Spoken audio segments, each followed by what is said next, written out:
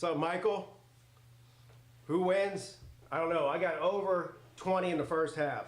Who wins? Probably over 40 for the whole game. Over under 40. I don't know who's playing for either team, as far as who quit and who didn't quit. So I do know Iowa has a much better offense this season than they had last year, so I think they can score. And I think Miami can score some too. Missouri can score some too. I'm just hoping for a good game. What's up, Nature Boy? Under 7.5 first quarter. Huh.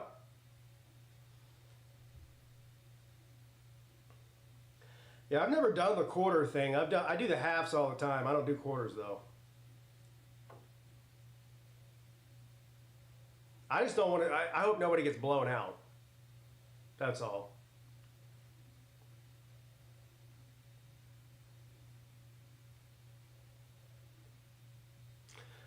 Is the Music City Bowl played in Vanderbilt Stadium or is it played in the Titans Stadium?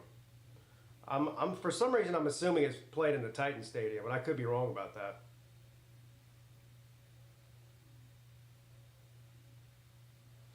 What's up, Jeremy? Oh, the video about Cam Ward, yeah. Well, half the people that watched it liked it, and the other half don't like it. But that's about true about every video I make, so there's really nothing new there. It's in Nissan Stadium. Okay, so it's in the Titans Stadium. That's what I thought. Typically, they're going to put it in a pro stadium if there's, if there's one in the city. What's up, Harold?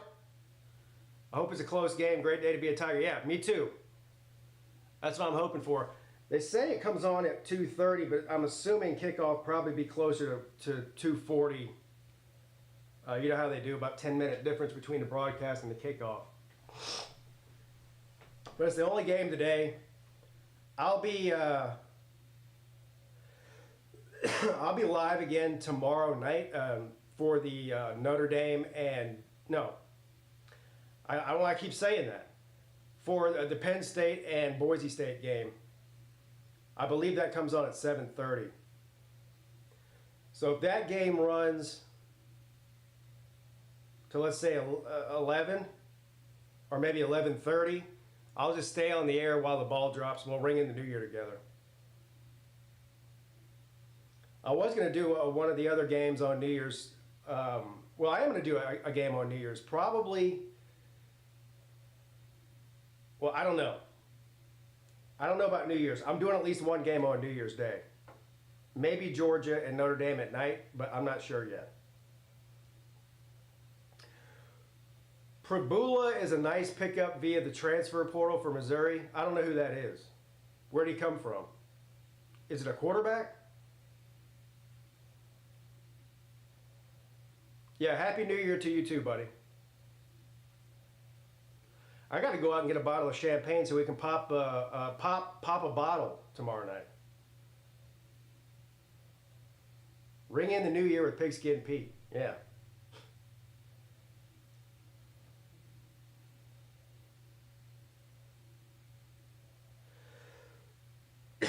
I guess that guy's a quarterback. Is that what he is?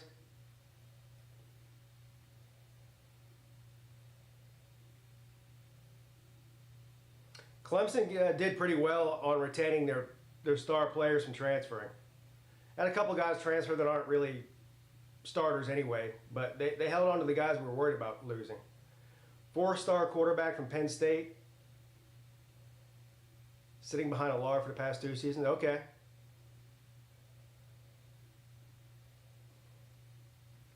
Yeah, Missouri was a little bit disappointing this year. I mean, I don't think they were disappointing necessarily. They won 9 games, but there was a lot of people that were saying they were going to be a dark horse to at least play in the SEC championship game. They had a couple of disappointing losses, but a 9-win season for Missouri, as far as I'm concerned, is a good one. If they win today, that'd be a 10-win season. I don't know, how many years has it been since Missouri won 10 games? probably over 10 years, right? I don't know what the exact date is. I know they won the East a couple of times when they first joined the SEC, but I don't think since then they've won 10 games ever. You probably go back about over 10 years ago, if I had to guess. I would ask a Missouri fan, but there's not really many around here.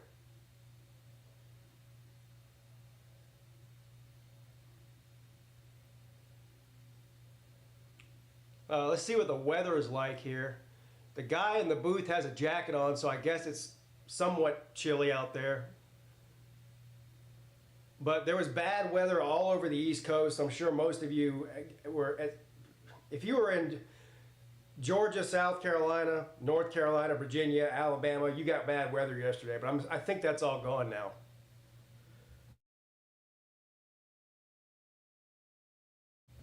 We got a couple of inches of rain here.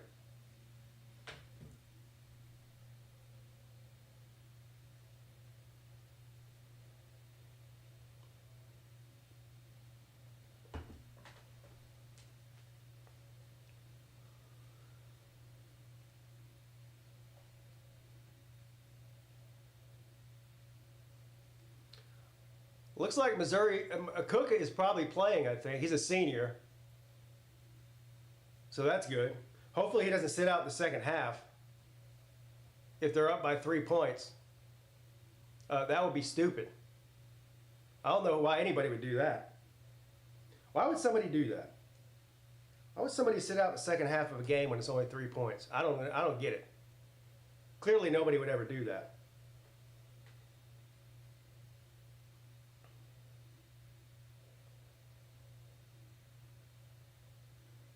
He fits Missouri's offense. I believe you. What's up, Yoda? So he's a dual threat quarterback is what you're telling me? He runs and passes? Yeah, that definitely does fit Missouri's style of offense. Is that running back for Missouri coming back? I forget the guy's name now. He's good. I haven't heard anything, so I'm assuming he is coming back.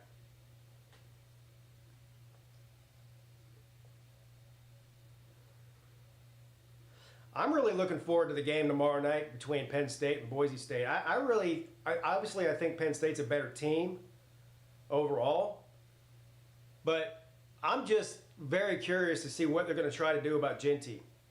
If Genty gets 185 or 200 yards, then Boise State will be in it at the end. If he doesn't, then they'll lose. If he plays anywhere close to what he played like against Oregon, then that'll be a close game. I mean, Genty ran for 185 yards and 3 touchdowns against Oregon, I think, and now they lost that by a field goal. So, I don't have a dog in the fight and don't really care who wins, but I do like Ashton Genty, and I'd like to see him play well tomorrow night. I think he should have won the Heisman. That's just me, though. Everyone has a different opinion on the Heisman thing. What's up, Shane?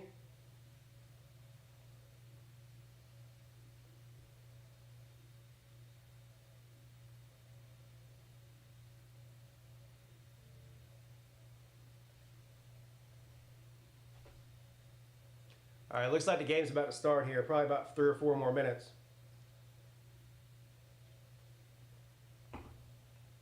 And we'll get going. Thank you all for hanging out with me on a Monday at 2:30.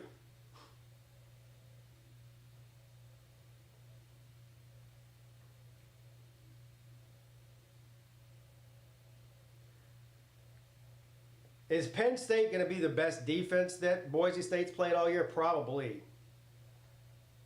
I guess it depends on whether you think Oregon or Penn State has a better defense. I think Penn State has a slightly better defense than Oregon. Well, statistically, I know they do, but. All right, so the game has started.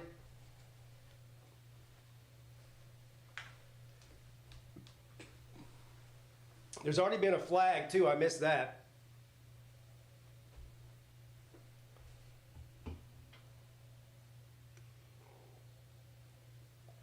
We get our first look here at Brady Cook in this Missouri offense to start the game.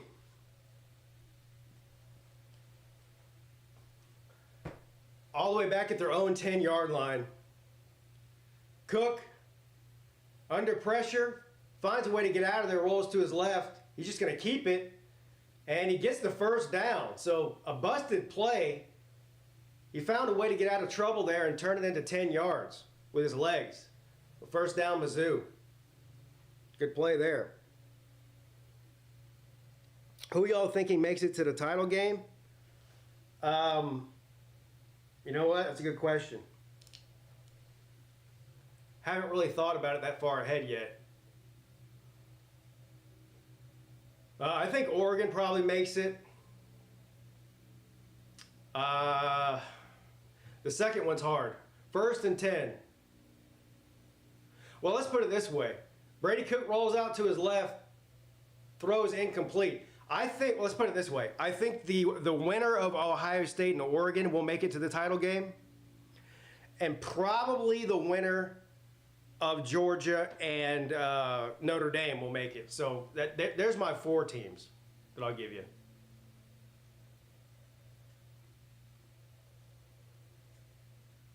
Second down and 10.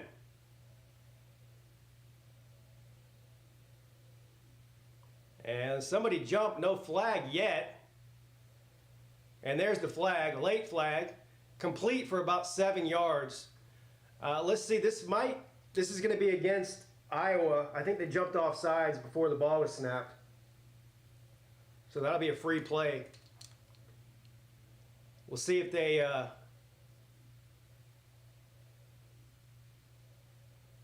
All right, so they're going to take the 5-yard penalty and repeat second down. So it's going to be second down and 5 now after the penalty. What's up, Space Mountain? Hi from Ladson. I was just over there yesterday. Over in the Ladson area, where I grew up.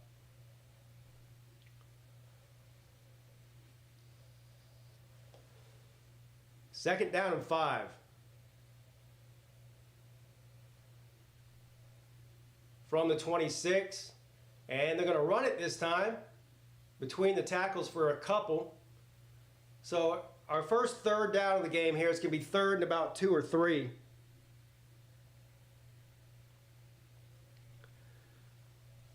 Y'all make sure you hit that thumbs up button. Y'all know YouTube really cares about that. I don't care about it, but they do. All right, here we go. 3rd and 3, I think. Yeah, 3rd and 3.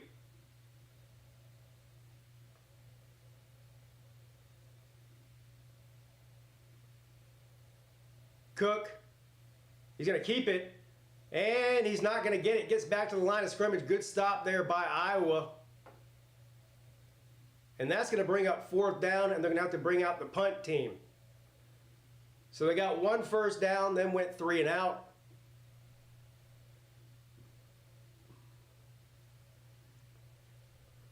We'll get a chance to see what Iowa looks like on offense here.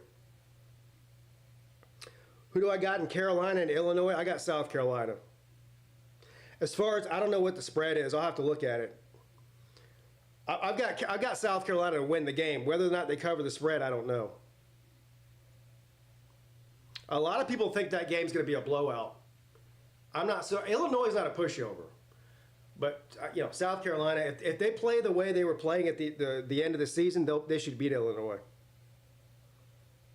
What's up, Mr. Brown?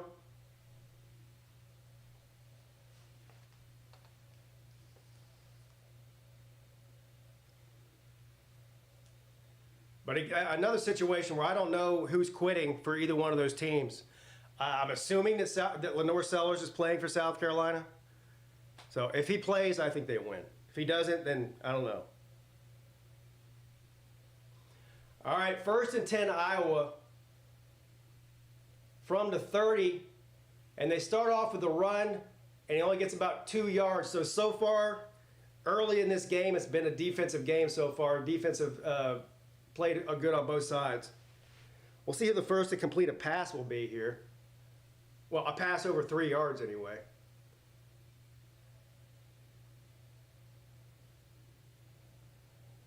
Look at that. Iowa 5th in rushing in the country this year. 200 yards rushing per game. Pretty good. And they run it again on 2nd down and 8, and they get about 4. So it's going to be a 3rd and 4 coming up here. Pete, my plant needs water. My plant's not even up here anymore. It needs something, though. I think it's too cold for it. It's looking a little sad. 3rd and 4.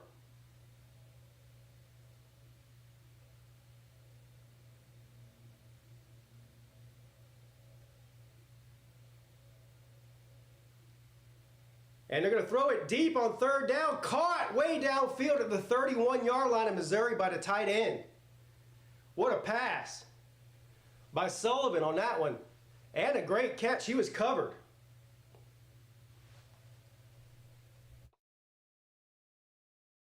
So a big pass play there by Iowa. Got down to maybe about the 34-yard line of Missouri. You can't throw it better than that. Right over his shoulder. They're going to spot it at the 40. And they're going to run it again. He breaks a couple of tackles, gets to the 31. 2nd down and 6 coming up.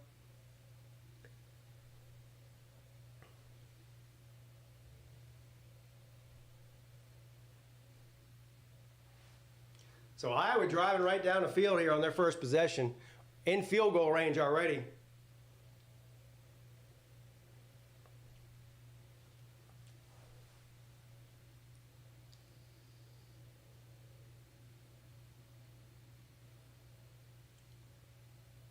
And Sullivan rolls out to his right. He's going to hold on to it, and he picks up.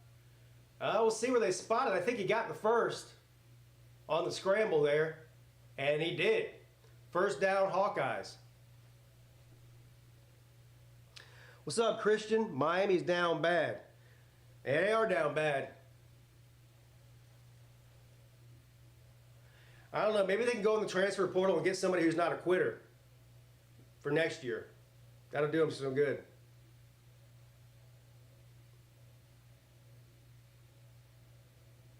All right, 1st down now from the 25. Sullivan throws it over the middle, complete for another 1st down, gain of 11. So they're in the red zone now, all the way down to about the 13-yard line. What's up, Ryan? Oh, yeah, there's a couple of really good matchups week 1 next year. You got Clemson and LSU. You got Notre Dame and Miami. So I know it's a long ways away, but I'm already looking forward to week 1 next year. Well, since my Tigers are done for the year. I know, Ryan, your Irish aren't done yet. You still got a lot to play for, trying to win a national championship. 1st and 10. Another catch for 9. Boy, they're making it look easy. Close to the 1st down, so all the way down to the 5-yard line. It's going to be 2nd and 1 from the 5. Iowa comes out hot. Clemson and LSU will be a great game. Yeah. I believe it's the first time that LSU's ever played it in the original Death Valley, and it will be the first time that Clemson's ever played in the fake Death Valley in 2027. Or 6. 2nd and 1. Touchdown, Iowa. On the run. But it went right down the field. So my over's looking good so far. I just need Missouri to start scoring.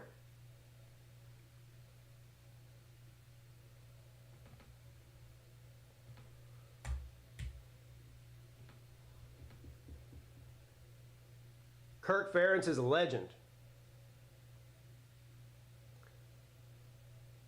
LSU in the real Death Valley. Yeah.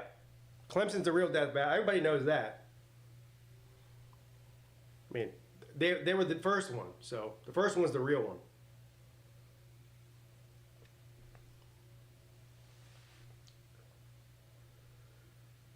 All right, 7-0.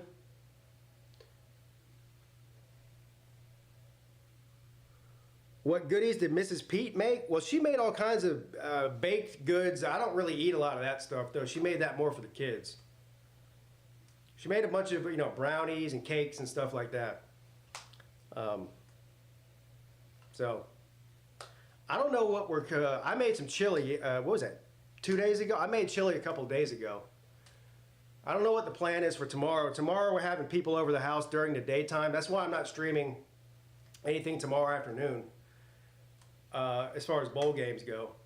That's why I'm streaming tomorrow night. But I don't know. She's got something. She's going to make something tomorrow afternoon. If Iowa wins, will their fans chant SEC, SEC, SEC? I don't know. What's up, Brett? Chili goes good on hot dogs? Yeah, it also goes good in a bowl, which is how I eat it. I had it 2 days ago, and I had some more yesterday, too. Some leftovers. You can never go wrong with chili. I just love the smell of my wife baking cookies. The kids eat it. Yeah, that's how I am.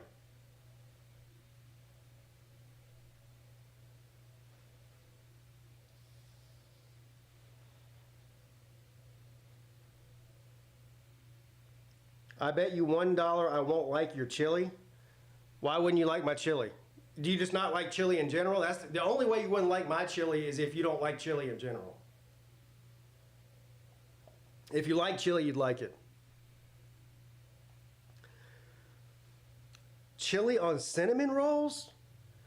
Bo, that sounds like the most fat guy thing I've ever heard. You're not a fat guy, Brett. What are you talking about? Chili on cinnamon rolls. Holy shit. You wouldn't like my chili. What? I told you what was in my chili. What wouldn't you like about it? I mean, it's chili. Are you one of these people that doesn't like meat in your chili or something? Chili and cinnamon rolls are amazing. What in the hell are you? I've never heard that before. It's a Midwest thing. Well, I guess that's why I never heard of it. I've never lived in the Midwest. That sounds disgusting. I'm not going to lie. Hell, I don't know. For all I know, it's the best thing ever. I've just never had it. Should I try it? Beans or no beans, dark red kidney beans. And a lot of them. I'll tell you what I put in it. Ground beef, grass-fed ground beef is what I use. Dark red kidney beans, onions, Campbell's tomato soup, salt, pepper, chili powder, a lot of chili powder, garlic powder. What am I missing here? I feel like I'm missing something. Oh, a can of Rotel tomatoes. That's what I use. Yeah, chorizo chili's good too. I mean, you can put really any kind of meat you want in there. You could use sausage, like chorizo. You could use chicken. You could even use pork. I'll try it. I thought you were trolling me for a second there until Jeremy said that he liked it too. So I guess you weren't trolling. Next time Mrs. Peete makes a cinnamon roll, she makes cinnamon rolls for the kids all the time. I'll try it.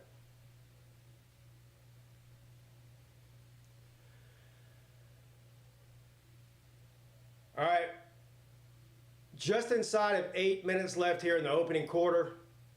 And we got Iowa kicking the ball off here after the touchdown. And it's returnable, and he's going to return it. But not far. He gets to the 14-yard line before he gets his head taken off. So good special teams there by the Hawkeyes.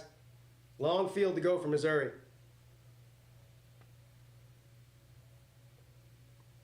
You ain't got a slob hair on your chest. I told you I'll try it. I'll try anything once. Like I said, maybe it's great, and I just don't know what I've been missing. You know?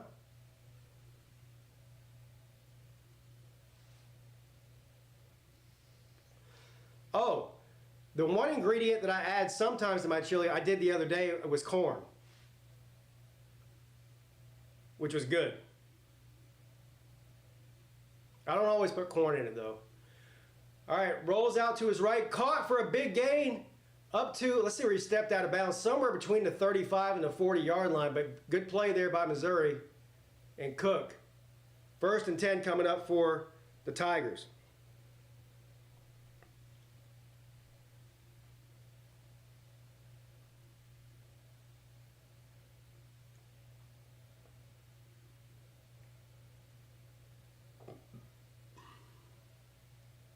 Come on, I need over 20 in the first half. So I'm hoping Missouri scores here.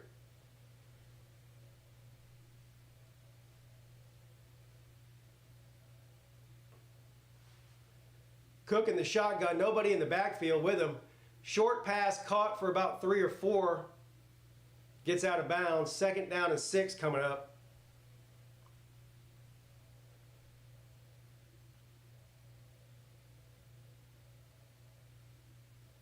I've just got a feeling this is going to be a high-scoring game. I don't know why. I just do.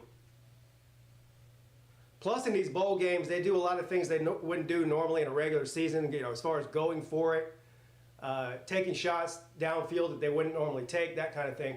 Quarterback's going to keep it, and he gets it to the 49, 50-yard line. 1st down, Missouri at midfield.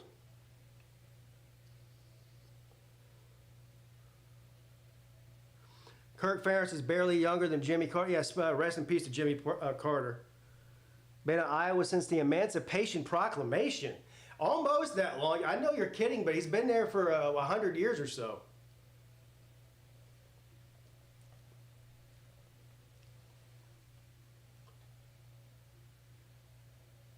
All right, Cook on 1st down, looking for somewhere to throw it. Nowhere to go, taken down for a huge loss. Ooh, all the way back at like the 42. Big loss, 8-yard loss on the play there. 2nd down coming up.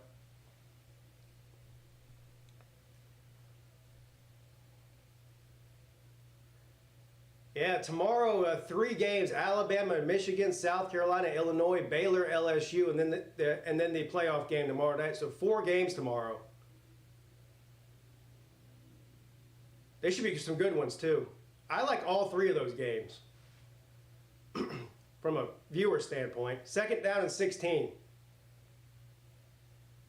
Cook's going to keep it. He's got room to run across the 50. Taken down at the 46. 3rd and about 5 coming up here. So a manageable 3rd down. He got back a good chunk of what they lost on the last play. They're not quite in field goal range. They really need a 1st down here. I have a feeling if they even get close to it, they'll go for it on 4th down here since it's a bowl game. And Cook is doing a lot of running so far.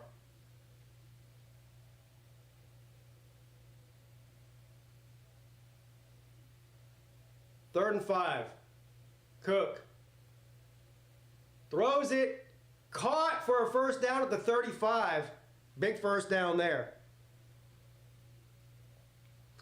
How full is the stadium? I can't really tell. They haven't really showed the stadium much. I don't know. And I can't hear it either because I got the volume down.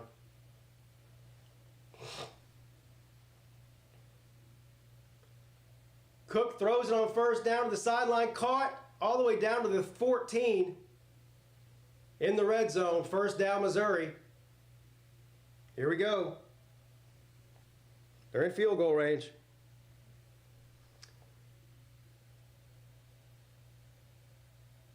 Real Wade Nation Gaming Clips. What's up, buddy?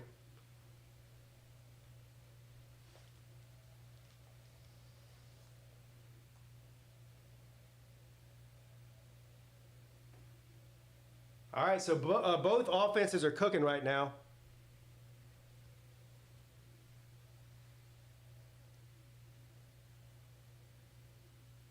And on 1st down, Cook is going to keep it. Design quarterback run play here. And he gets maybe 3. Gets close to the 10. 2nd down and 7.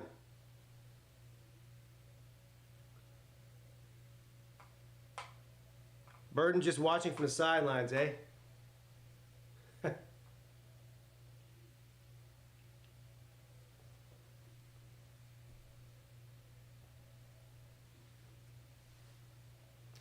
Officially, they're going to call it 2nd down and 8. So he got 2 yards on that last play.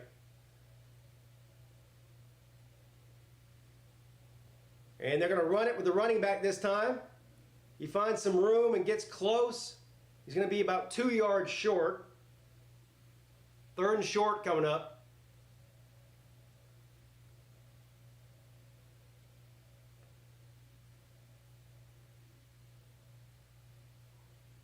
Iowa's got a nasty run game. I'm listening while I play Halo Multiplier. Well, I hope you don't die in the game, I mean, not real life. Well, I hope you don't die in real life either. But I hope you don't die in the game. 3rd down and 4.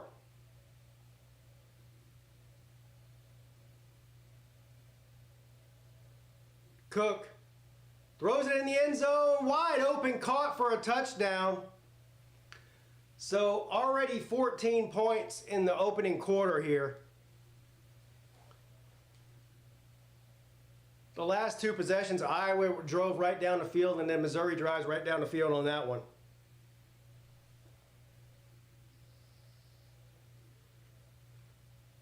One more touchdown, and Pigskin Pete wins his bet in the first half. This actually might be a fun game. Yeah, I told you guys, I had a feeling this is going to be a high-scoring game. I was surprised when I looked at the over-under and it was only 40. I don't know if it's because the perception of Iowa is that they just have a good defense and no offense, but that has not been true this year. Iowa's had a decent offense all season long. I mean, they're averaging like over 30 points a game, which is a lot for them.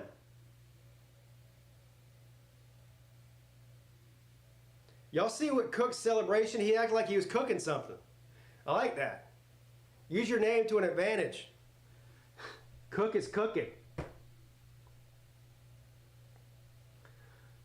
Play a real man's game like Barbie Island Adventure 2.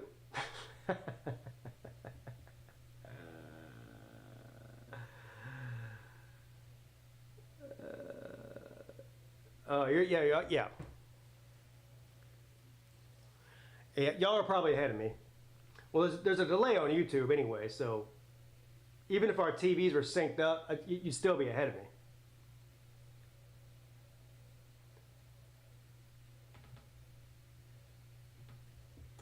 But I have Hulu TV, and for whatever reason, it's a good 10 or 15 seconds behind every other cable outlet or streaming service. I don't know why. It just is what it is. So between Hulu TV and the YouTube delay, I'm usually about 25 or 30 seconds behind everybody else on these live streams. Halo. I didn't even know they still made Halo. I don't play games anyway, but maybe that's why. I know the big one out now that my son's into and everybody else is the new Call of Duty. What's it? Call of Duty 6 or whatever it is? That's the one all the kids are playing now. I've watched him play it and it looks fun. I'm not gonna lie. The Halo Master Chief Collection. What does that consist of? Yeah, pause it. Pause it for about 20 seconds.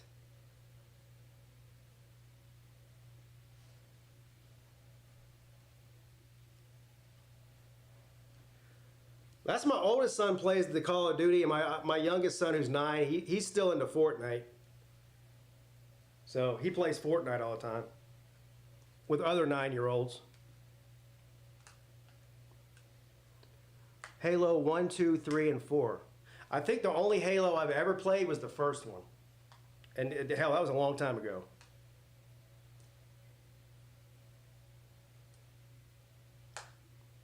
I can't remember. That had to have been 15 years ago. Maybe more. There hasn't been a new Halo in a while, see?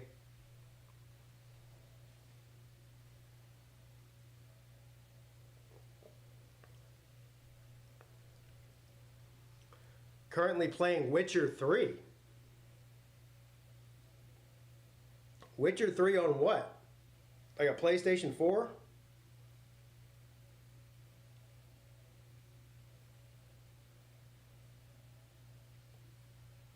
Hell, I still play the Xbox 360.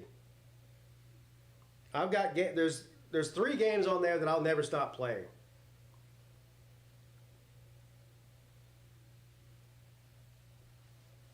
All right, here we go. Missouri's going to kick the ball off here.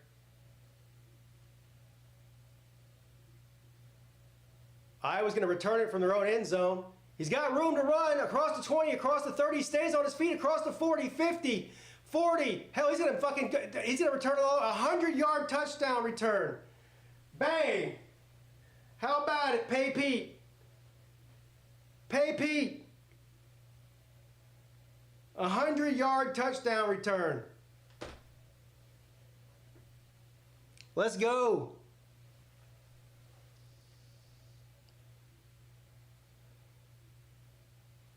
Wow.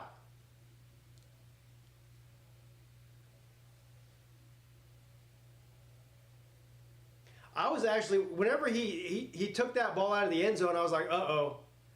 Because you know, sometimes it's always a coin flip. When you catch it in your own end zone and don't kneel it down, and you're like, uh-oh. Well, it looks like it was a good decision.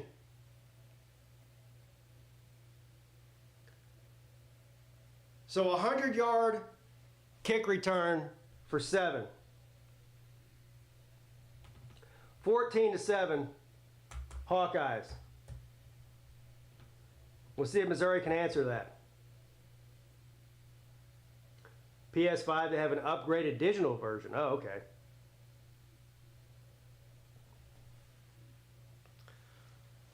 Yeah, my son was going back and forth about building his own PC or getting the PS5, and he decided to build his own PC instead.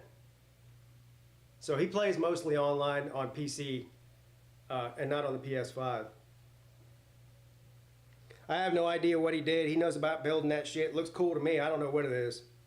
But he bought all the individual parts and put it all together and everything, and it's got one of those windows in it, and you can see everything that's going on inside. And it fucking glows, all kinds of different colors inside of there, and I don't know anything about it, but it looks cool. The main reason I got a PS5 was the new college football game. It still baffles me that you can't change the stadium where you play in exhibition mode. Yeah, I was this close to buying that game. And for we haven't, whatever one of the newer Xboxes is, I don't know which one it is. But anyway, right when that game came out, the Xbox stopped working, and it was only like 6 months old. So I had to send it back to warranty service. That took like 2.5 weeks before I got it back. Now we're 2 weeks into the football season, and like a week later, it died again. So I had to send it back again to Microsoft for another warranty service. And at that point, I just gave up on it. I just didn't even care anymore. We did get it back, and it's been a couple of months now, and it works fine. But I just haven't bothered to buy the football. Maybe I'll do that in the off season. I'll buy the college football game and maybe do some streams with it. Just during the off season, there's not much to do. So. But I just lost interest in it when my Xbox broke down twice.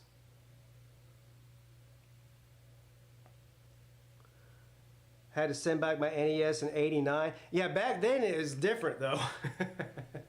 Back in '89, it was like, oh yeah, it was a whole deal. You know, nowadays you just go on a Microsoft website, put in a warranty claim. They email you a shipping sticker. You take it to the UPS store, and they ship it out overnight, and they ship it back overnight. So however long it takes them to fix it, which is usually like a week or a week and a half, I don't think I waited more than 2 weeks either time I sent it off to get it back. I'm surprised they didn't just replace it, because after they sent it back the first time and it crapped out in another week or so, I thought the second time I sent it back they'll just send me a new system altogether, but they didn't. They fixed it. Whatever was wrong with it, they fixed it.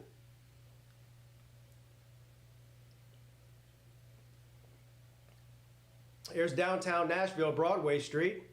Was just there a couple of months ago. That's where I got my shit stolen.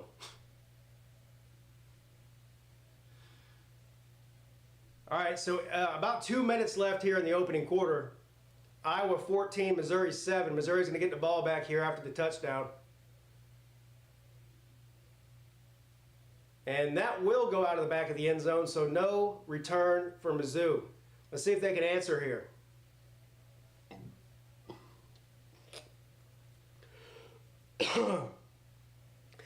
How many of y'all got big plans for New Year's Eve?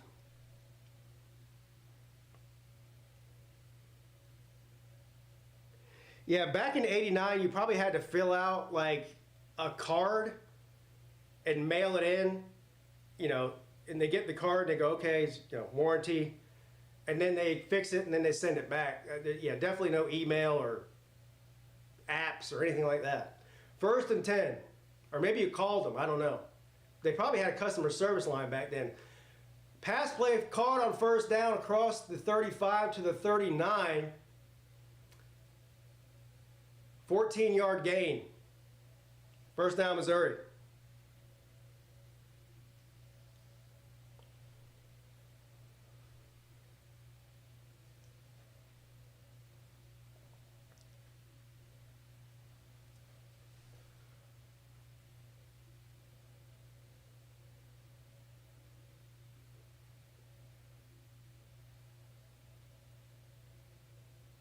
All right, Cook.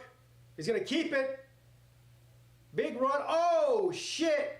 And that is going to be another 15 yards and maybe a targeting call. He got the 1st down, slid, and got his head taken off in the process. So this will be interesting to see what they say here. Probably going to be targeting. I want to see the replay.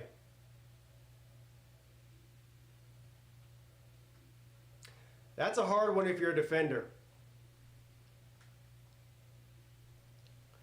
It's hard when, you know, if you're already committed to the tackle.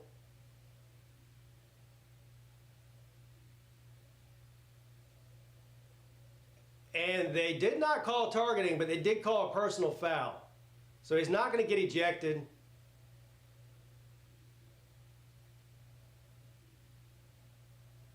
Yeah, I really don't know. I mean, the defender was already committed to the tackle. He's trying to go low. Then Cook slides, and he hits him in, you know, the shoulder, neck area with his shoulder. I guess that's why they didn't call it targeting. He didn't go helmet to helmet. But I don't know what you're supposed to do there if you're a defender. I really don't. 1st and 10, a reverse play, and it did not work. Iowa sniffed it out, a loss of 5 or more, all the way back at the 37-yard line.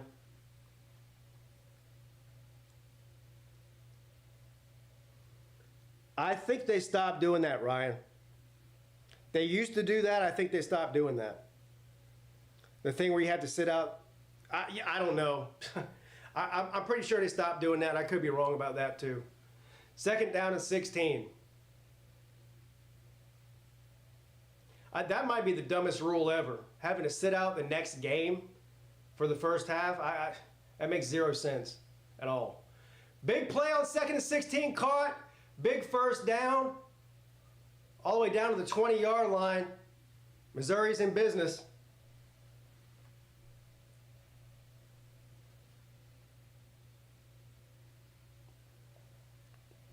We got a ping pong match going on here.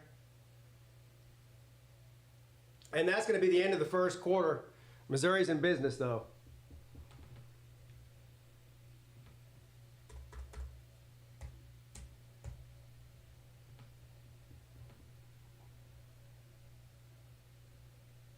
I was hoping they'd get to 28 points before the end of the 1st quarter there.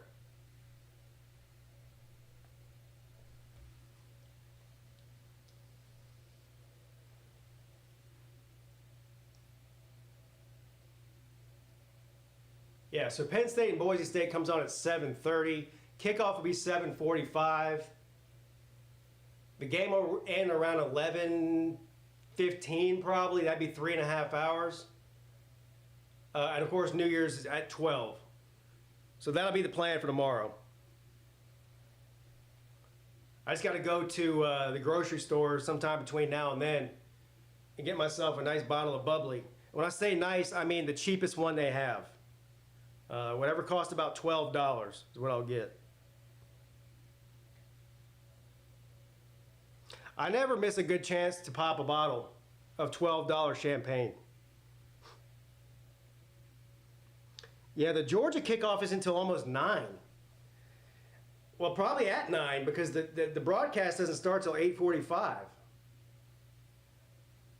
That game will be on past midnight.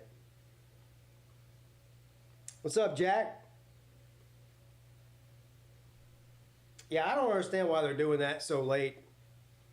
Well, I do know why. It's because they got all the other games before it. But even with 3 games, if you start at 12 o'clock in the afternoon, you should be able to kick off by no later than 8 o'clock, I would think. If they do the first game at 12, the second game at 4, the third game at 8, that would make sense.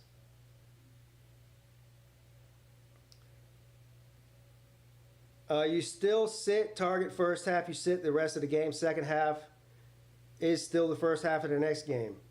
If the last game of the season you serve the first half, see, that's so stupid. Having to sit out a game for the next season is the dumbest rule I've ever made in football. I don't even think you should have to sit out the second half of the next game, even if it is that year. But the next season is just stupid. Yeah, I'm jealous of you, Ryan. I'm jealous of Californians or anybody who lives in Pacific time as far as any sports go. I would love to wake up on a Saturday and have college football start at 9 a.m. and be able to watch all the games and not be up till... This year in particular, for some reason, they had games that were starting at 10:30 p.m. East Coast time on the West, like the Pac-12 games or whatever, or the MAC games. I mean, some of those games didn't end until almost 2 o'clock in the morning. And of course, I'm a junkie for football, so I stayed up and watched them. That pretty much ruins your next morning. If you're up watching football till 2 a.m., that pretty much ruins your next morning no matter what. Especially me, because I'm watching it. I'm not just watching it. I'm drinking beer till 2 a.m., which means I'm not getting up at 6 a.m. I don't mess with champagne. Well, I'm not like a rapper or something who's drinking it every day, but a few times a year. And even then, I only have a couple of glasses of it. I'm not like chugging the bottle or anything.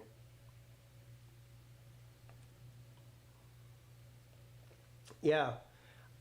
Last night, I think I got a good 8.5 hours of sleep last night, and that's probably the most I've had in a while. If I get over 8 hours of sleep, I consider that a good night, because it rarely happens. 2nd down and 3. Missouri's going to run it, and it gets down to about the 6 or 7 yard line, 1st down, so it's going to be 1st and goal coming up from the 7 yard line.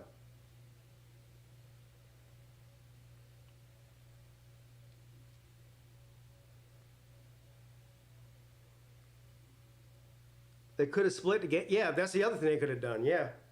I guess Monday is not a great day. Well, first of all, there's an NFL football game tonight. So they wouldn't put a playoff game against Monday Night Football. That's number one. And if they try to do them both during the day, caught in the end zone for a touchdown, wide open. So we're trading blows here. It's going to be tied at 14. Still a lot of time left to go in the half. But if they were to try to do both games in the afternoon,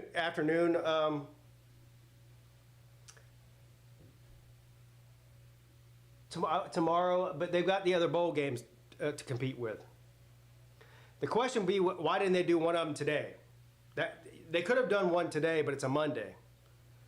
So they probably wouldn't get very good viewership on a Monday afternoon. Let's see what the live point total looks like now. I bet you it was, before the game started, it was at 40. But now they scored 28 points already. It's probably up around 60. If I had to guess, let's look. Now, this site I use is slightly different than a DraftKings or something. This is not, I don't use either one of those because I can't bet in South Carolina on those sites, but it's pretty close most of the time. Let's see here. Live.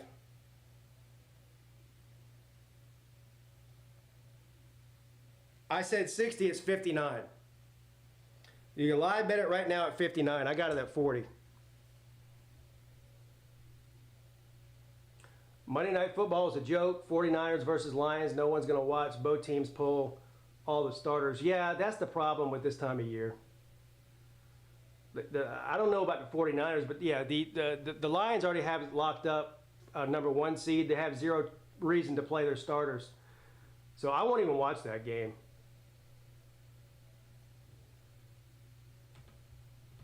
If they were playing their starters, I would watch it. But they're not. Did y'all see that Bengals game yesterday? That was good. I think T. Higgins had 3 touchdowns yesterday. Taterman.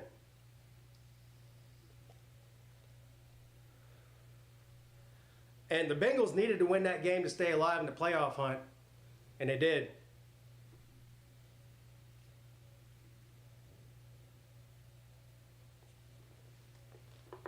Yeah, Tater Higgins.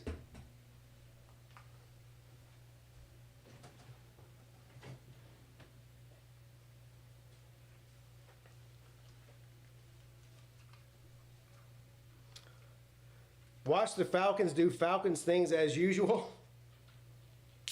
I didn't see that game. I'm assuming they lost. I'm sure they did.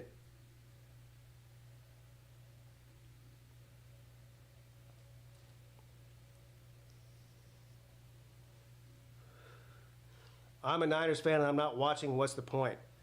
Yeah.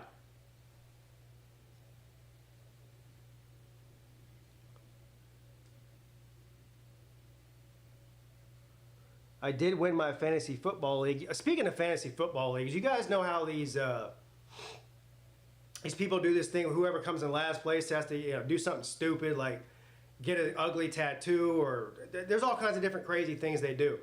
Well, I saw something on Twitter yesterday. This guy came in last place in his fantasy football league, and he had to live stream himself. I think it was either on TikTok or something.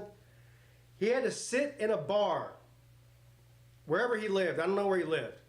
He had to sit in a sports bar from the time they opened at 11 a.m. till the time they closed, I think at like midnight or 2, so over 12 hours. And he had to drink at least 2 beers and 2 shots like every 30 minutes. So what does that come out to? Like 24 shots and 24 beers in a 12-hour period. That's what he had to do. And he had to live stream himself doing it. Did anybody see that? About hour 6, he was completely shit-faced. I mean, he was gone, son. You might die doing that. Yeah, I wouldn't do that. And he was in public. Which is, I mean, it's bad enough to do it at home, where there's not other people around. Imagine doing that in public.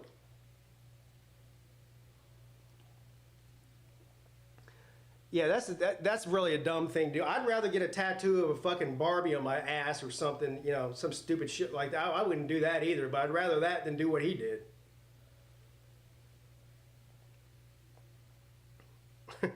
At least you can get a tattoo removed. You know what I mean? Yeah, you can't remove the liver damage that was done yesterday to that guy. He probably took about 5 years off his life.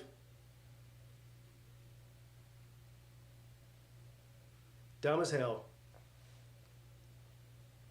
Question is, if he dies, do the guys in the fantasy football league get in trouble by the law? Like involuntary manslaughter or some shit like that.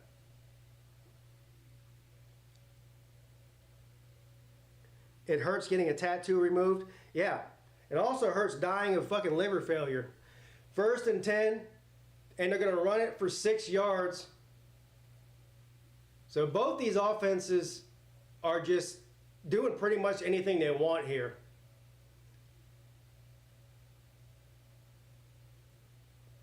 I'm just going to say, just based on what I've seen so far in this limited amount of time in this game, I'm picking Iowa to win this. But we'll see. 2nd down and 3.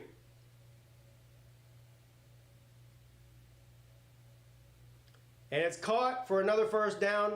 Runs for 5 yards after the catch. Here we go.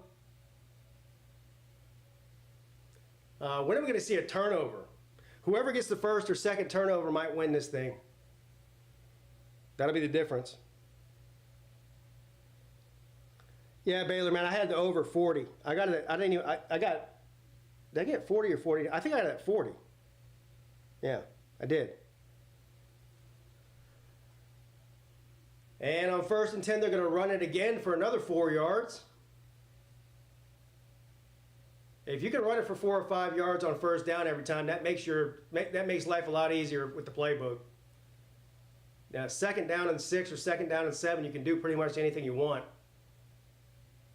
I'm looking for a shot downfield here now on 2nd and 7. The way they're running the ball here.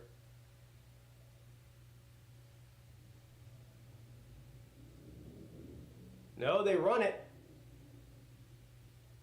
And he fights for 5 yards, 3rd and 2. I'd be real surprised if they didn't run it here. Baylor, man, I got 2. I got over 20 in the 1st half, which I already hit, and over 40 in the game. So I'll hit both those most likely.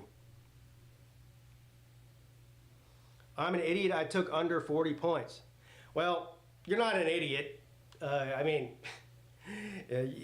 making any bet is a flip of the coin. It's all luck. 3rd down and 2.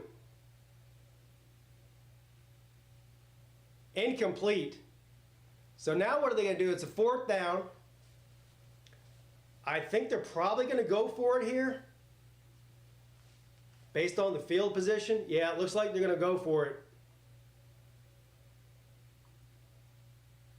I'm surprised they threw it on 3rd and 2, though, the way they're running the ball. I mean, I would have ran it there, but what do I know? And they're going to put Cook under center.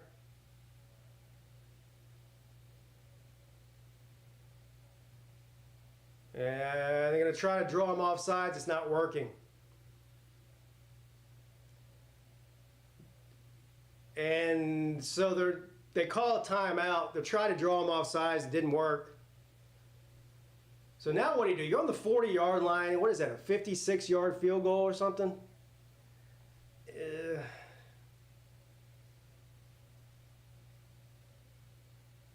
And it's going to be a delay of game, so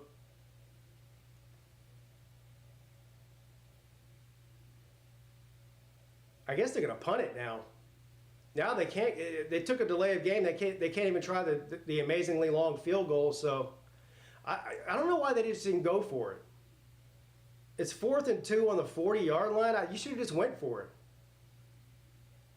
And you're averaging probably 4 or 5 yards a carry on the ground. You know. What's up, JW? Yeah, go Navy.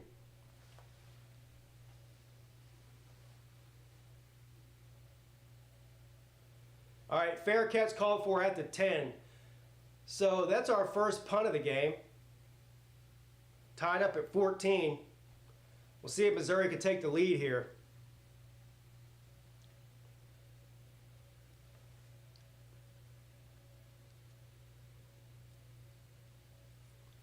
Yeah, I would have went for it on that 4th down, especially in a bowl game. But they got him all the way down to the 10-yard line, so I guess that's good.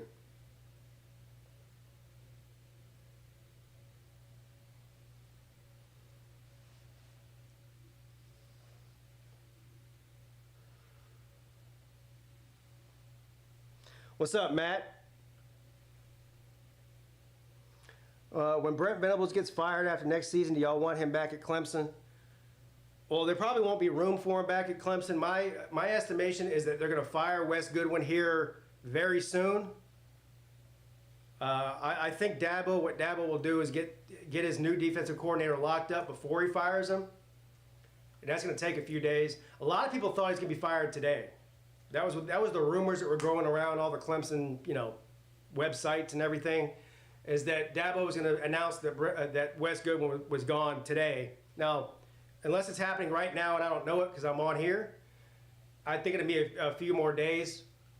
And then they hire a new defensive coordinator. If that's the case, then there won't be an opening of a job this time next year for Brent Venables to even come back. The other rumor is that Wes Goodwin is going to take the defensive coordinator position at Oklahoma. Because he worked under Brent Venables at Clemson for several years before Brent Venables left. So they know how to work together.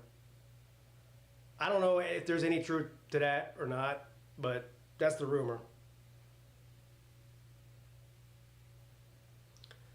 I just hope that if Dabo, I feel like with the defensive roster at Clemson, he should be able to go out and get a big name out of house, not hire from within like he did with Goodwin.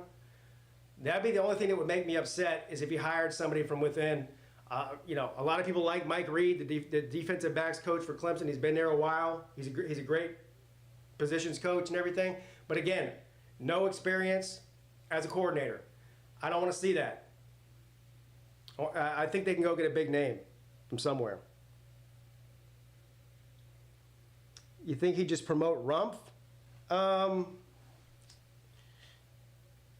Yeah, maybe. He's definitely got the experience. I don't know, though. He's only been there for 1 year. But Dabo does like to hire from within if he can. I mean, we all know that. Who's Rumpf? Chris Rumpf is the defensive ends coach. He coached, he's coached a lot of places, but most recently, I think he was the defensive ends coach or something like that for maybe the Broncos or something 2 years ago. He's an NFL guy. Alabama needs 2 new coordinators. What, both offense and defense?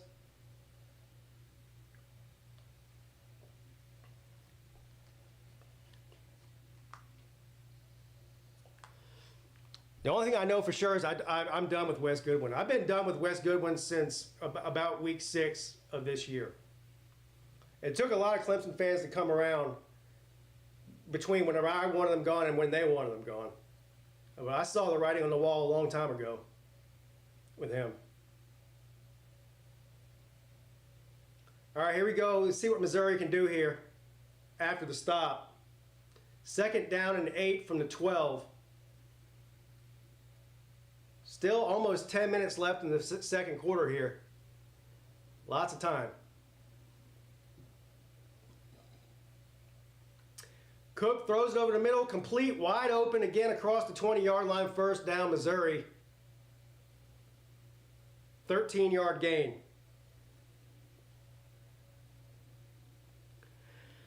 Who do you want? You say you want both your coordinators gone. Who would you like to see replace them? That's where it gets hard. 1st and 10. Cook's going to keep it, and he falls forward at the 30 after a gain of 7. 7-yard pickup on 1st down. Makes the life a lot easier. They're going to say 6 yards, so 2nd and 4.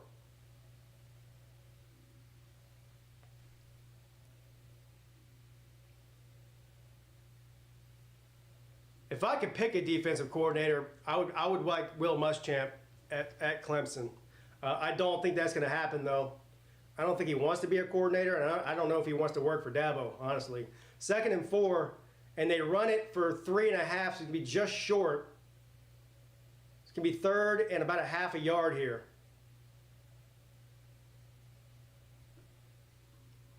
Jeremy Pruitt, yeah, that would make sense. I mean, he's got a history there. Coach Boom to Tatertown, yeah, I'd take him as a coordinator, no doubt about it. He's a great defensive coordinator. I don't know what him and Dabo's relationship is like. You know, I think there's probably some bad blood with, you know, his time at South Carolina. But then again, you just never know how much of that's real or not. You know what I mean? And money talks too. 3rd and 1. And Cook is going to keep it. Oh, he's off to the races, crossed the 40-yard line. Man, Cook is killing Iowa's defense with his legs. He's the leading rusher in this game, I think. He's got to be. If Cook continues this, he's going to rush for well over 100 yards in this game. 1st and 10, Missouri.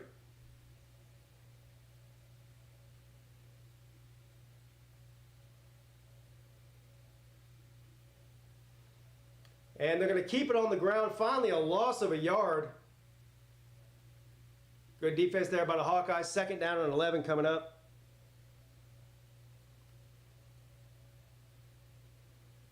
High tide.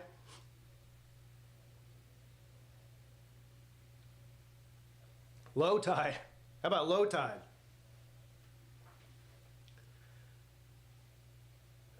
Second down and 12.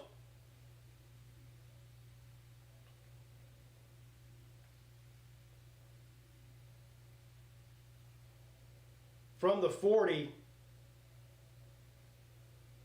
And Cook is back to pass. He's got all day. He's just going to take off with it again. Nobody around to tackle him. Makes a spin move. Gets 10 of the 12 back. So it'll be 3rd and short.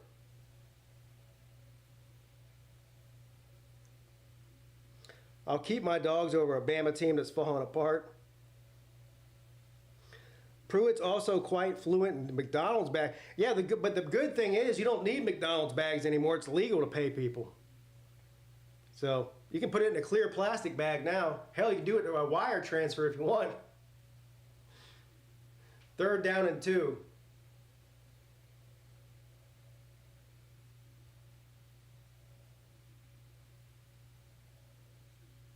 And they're going to run it up the middle and get the 1st down. Barely, but he got it.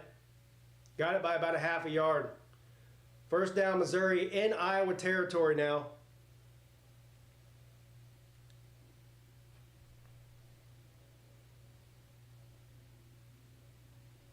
I don't think I saw that commercial. What kind of commercial? What business is it a commercial for? All right, 1st and 10.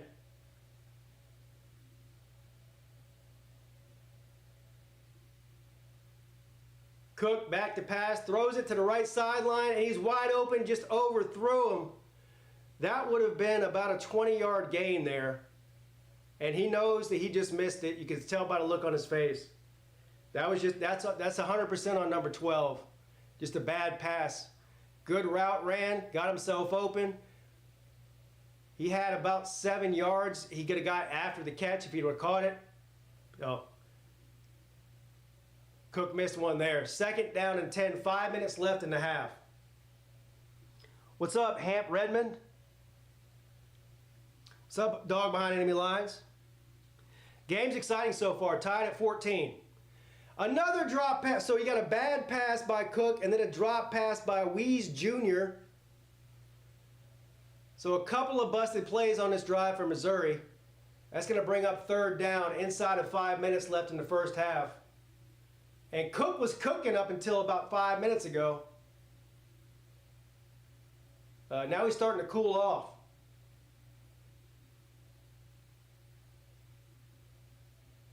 I'm expecting a pass play. Either that or Cook's going to scramble and run for 10. He's been good at that all game so far. From the Iowa 47, 3rd and 10 Missouri. Cook looking to pass, and he does. Throws it deep to a covered receiver. Overthrew him anyway. That's going to bring up 4th down. That was a questionable pass there. But they're going to have to punt. 2 punts in a row after 4 straight scoring drives by these two teams. This will be the 2nd consecutive punt in a row. An All-State commercial, okay. Why would they go deep on 3rd and 2? Hey, look, if I ask a question like that, people are like, oh, Pete, why aren't they paying you $5 million to be the offensive coordinator for so-and-so team? And since you know how to do it, since you know how to call the plays. Like, okay. But I agree with you.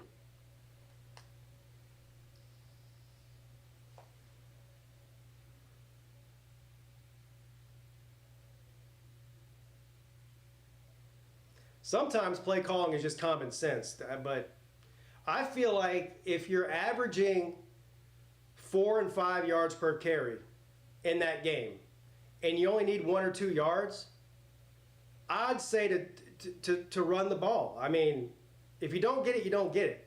But you have a better chance of getting it than you do passing it 15 yards. I mean, to me, that's common sense, but common sense isn't common anymore. These coaches try to outsmart the other coordinator. Well, they think we're going to run it here, so we'll pass it instead, and we'll outsmart them. Yeah. Football is not really as complicated as people make it out to be. 3 points versus Oklahoma. They did not deserve to be in the playoffs. Yeah, I don't know who needs to hear this, but Alabama did not deserve to be in the playoffs. Alabama didn't deserve to be in the playoffs, and Cam Ward is a quitter. Both those things are 100% true.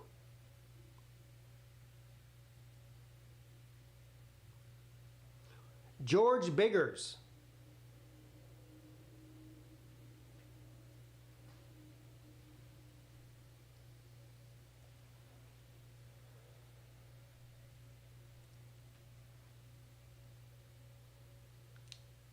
Look at how many bad games we had. They are better than a team than SMU. I know SMU didn't lose to a 6-6 Oklahoma team or get blown out by them, and they didn't lose to Vanderbilt. So, I don't know what to tell you. We had bad games every single playoff. We had bad games when it was a 4-team playoff. We had bad national championship games when it was a 2-team playoff, the BCS. You're never getting rid of blowouts. You can make it 2 teams or 200 teams. There's going to be blowouts no matter what. Nothing's going to fix that.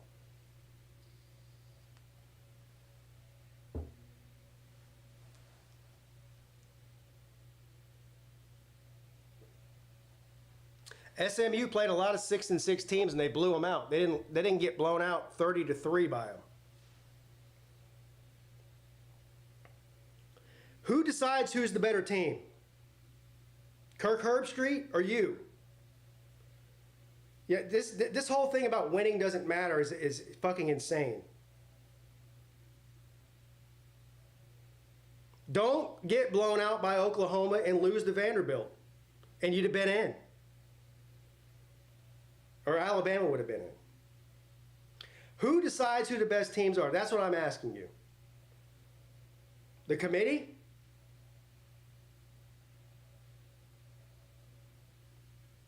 What are they based on? Who's the best team? Eye test? Because records don't matter, I guess.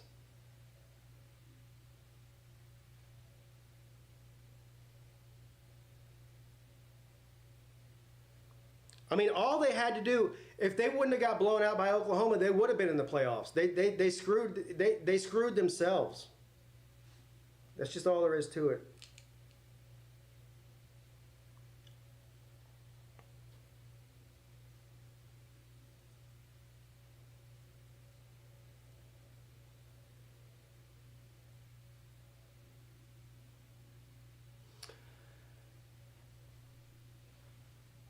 All right, second down now. Second down and 4, Iowa. Tie game, 4 minutes left in the half.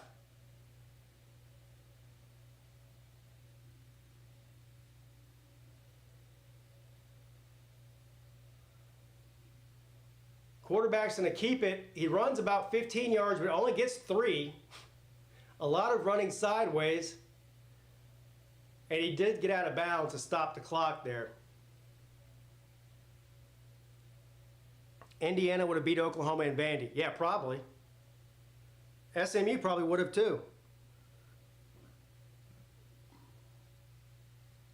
Yeah, but I see what you're saying, George. The problem is who decides who's the best team. You can't decide who's the best team in a fictional game that's never happened. You have to go off of wins and bad losses like what Alabama had. You can't just say, I think Alabama's better than SMU. I mean, you're basing that off of what? Eye test, I guess? That's not really a way to, I mean, is there any sport that puts people in postseason play based on what they look like, based on how they actually play? Bring back the computer. Yeah, a lot of people think to bring back the computer. The computer is not much different than what the playoff committee does, though. I mean, a little bit, but not much.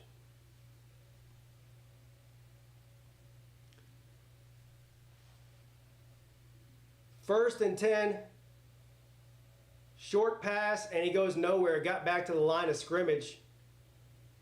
So second and 10 coming up. So the first, 4 possessions of this game were all offense, and the past couple have been all defense. So maybe we've taken a turn here.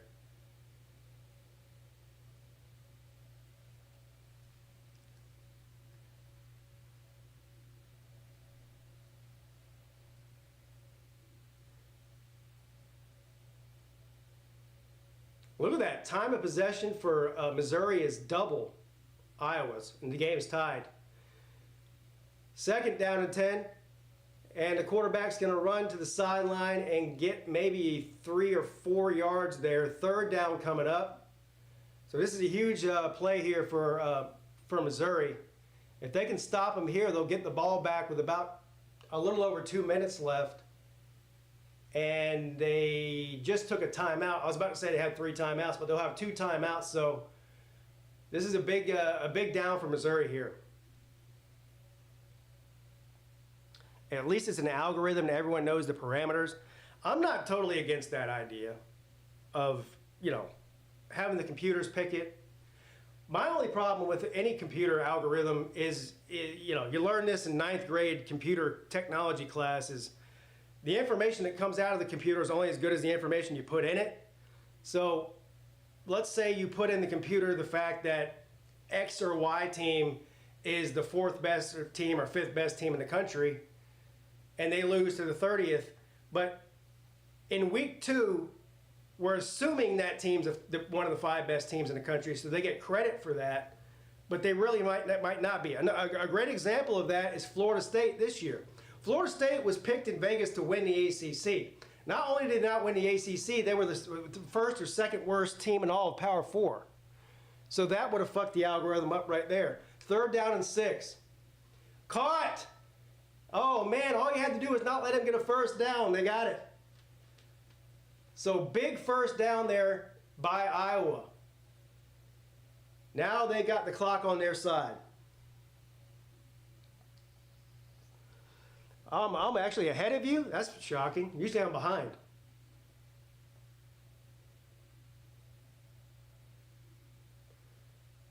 All right, first and 10 from the 36.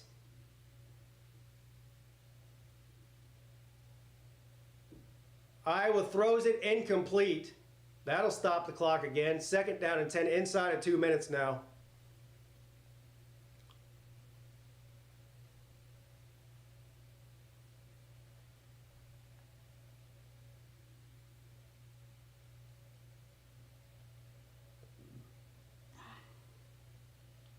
And there's another penalty against Missouri, roughing the passer. Add 15 to that. That's going to put them right in field goal range. Well, they were already in field goal range, but now they're definitely in field goal range. So a bad penalty there. First and 10.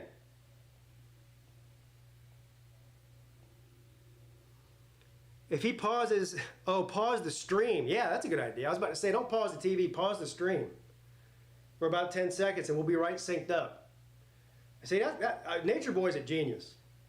See how he did that? He just fixed that problem for you.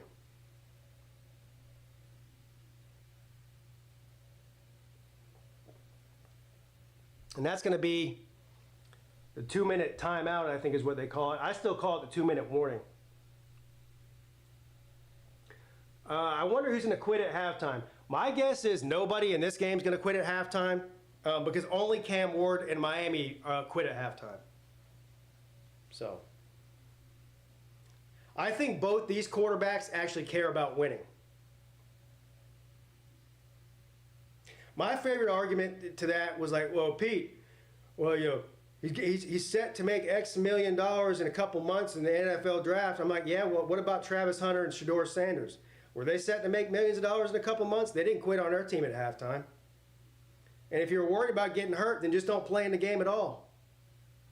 Either you want to win or you don't. If you put on that uniform, your number one goal should be to win whatever game you're playing in.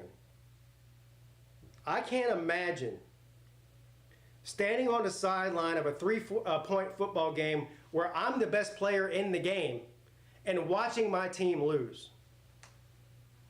I mean, if that didn't bother him, then there's something wrong with him.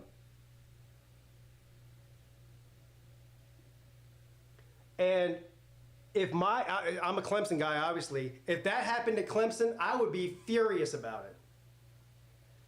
I'd be furious. But Miami fans don't seem to care. Yeah, if you're worried about hurt, don't, or just don't play in the game at all. I mean, look, it's obvious what happened. He wanted to break the passing touchdown record. And he did, and then he sat out. Pretty obvious.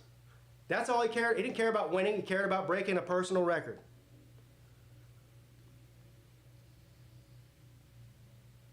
That's the other thing, too. Forget about the fans. You don't have to do anything to please the fans. But what about your teammates? What about the 5th or 6th year senior who's been at Miami for 5 or 6 years, long before you ever got there, has suffered through some terrible seasons, and you want to go out on a high note and win your bowl game before you move on in life to do this? Might be your last time ever playing football. You're not going to the NFL. And you just say, okay, I don't care about that. I don't care about that guy's hard work and sacrifice on the team all year. Fuck him.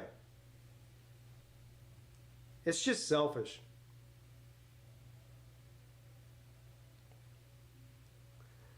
Yeah, I saw that the Miami players fighting on the sideline. Yeah.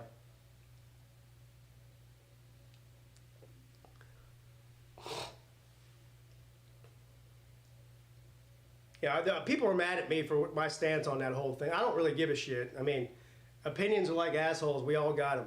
And that's my opinion on that situation. Iowa quarterback's going to run it. Nobody wants to tackle that guy. Let's see where they spot it. He got close to the first down there. Might be just short. Yeah, he's going to be 1 yard short.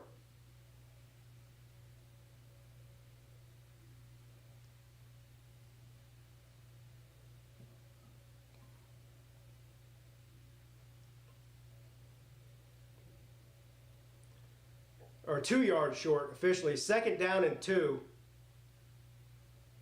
from the 41. And he breaks a big run. He's off to the races. He might get a touchdown. Oh, they tackled him at the 2. 1st and goal from the 2 coming up for the Hawkeyes. They're about to take the lead here.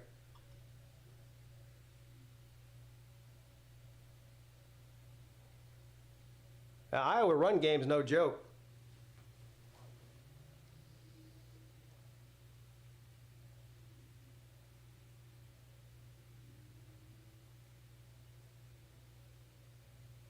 I would not pass the ball at all. I'd take 4 cracks at it running the ball. If you can't get 2 yards on 4 runs, you don't deserve to get a touchdown in the first place. Fumbled the snap, hit immediately. He almost turned the ball over there. Knocks him all the way back to the 10-yard line. There is a flag, and we got some extracurricular activities going on here. All right, this is going to be against Missouri. I don't know what for. Are they going to call this a late hit or something? I don't really know what taunting maybe after the play. I don't know what the flag would be there. I think maybe taunting. Kind of stood over him after the tackle. Targeting? Hold on now. I got to see this. I'm calling bullshit on that. I got to see this.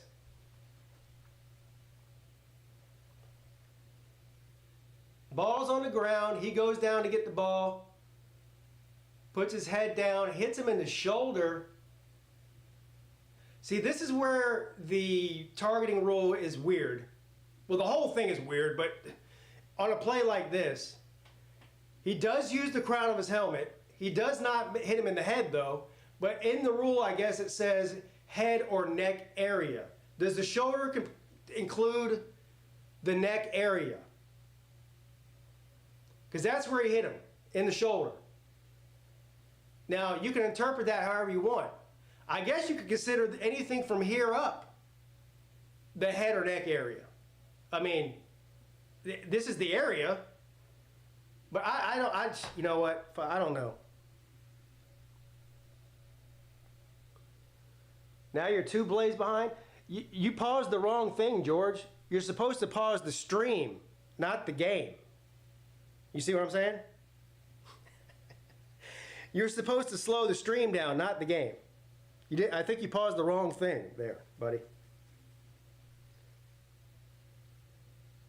You'll tell your kid, Vandy Dandy, I don't know what the fuck you don't understand about what I said. I couldn't have been more clear about what I said.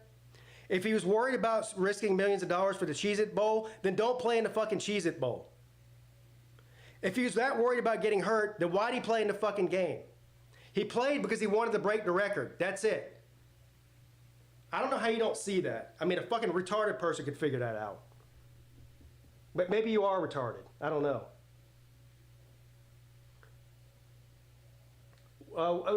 What situation are you talking about?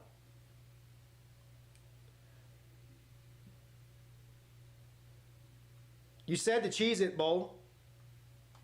Who's the Cheez-It Bowl? South Carolina, Illinois?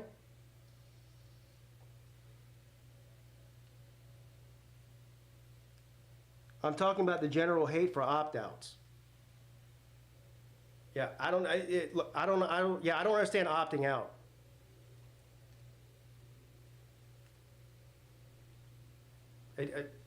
Sorry, I don't get it.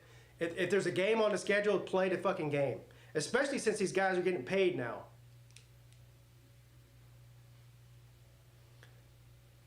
Yeah, and I would definitely tell my kid to play. I would.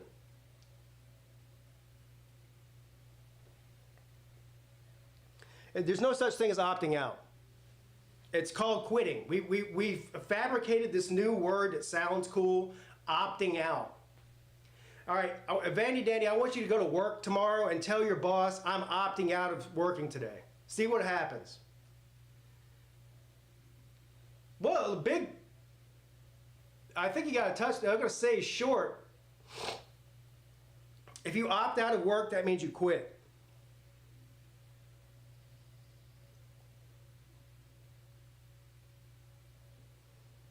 I would not tell my kid to opt out of playing a football game when he's a part of a football team. No, I wouldn't. Maybe you would. I would not. I would tell my kid, you made a commitment to this team, play until the games are over. Now, if he was hurt, maybe I wouldn't, but if he was healthy, then he should play.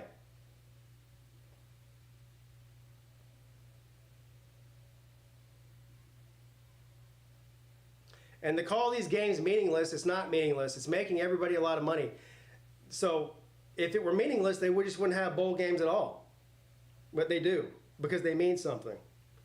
We're sitting here on a Monday afternoon watching the Music City Bowl. If it were meaningless, we wouldn't be here watching it, would we?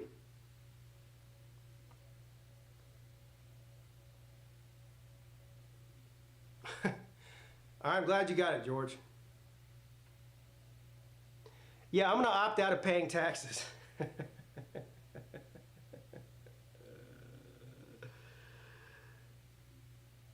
It's Tuesday where you are. All right, Tuesday afternoon then. Or what is it, Tuesday morning? Tuesday morning at 4 a.m. where you are? Or somewhere around there. Where are you at? Are you in Thailand still? Is that 11 or 12 hour difference from here? Something around there. 3rd and goal.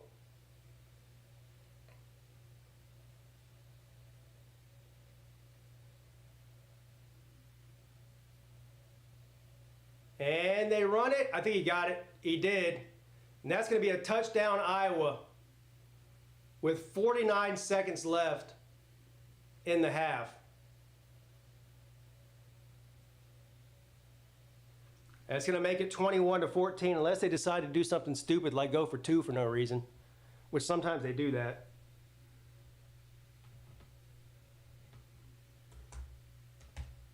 My over is looking great right now. Bangkok is the opposite time, so 12 hours. So it's it's about to be 4 a.m. there. Do you like the idea of making rings for bowls or strictly stick to rings for conference championships? I don't have a problem with making rings for bowls. I mean, again, you got guys on these a lot of these teams that will never even come close to winning a conference championship or a national championship. I don't see anything wrong with them getting a ring from their school or whatever, or from the bowl committee or from whoever hosts the bowl. You know. What's up, Ballard? Those calls will cost me my Mizzou bet. Oh, you bet on Missouri? Yeah, I didn't know who to pick in the game, so I just bet the over. I bet the over in the first half and the over for the game. The over for the first half hit in the first quarter. It was 20. And the over for the game was 40. And it looks like we're going to easily get that. There's already 38. I only need a field goal to win my second bet. 3 points.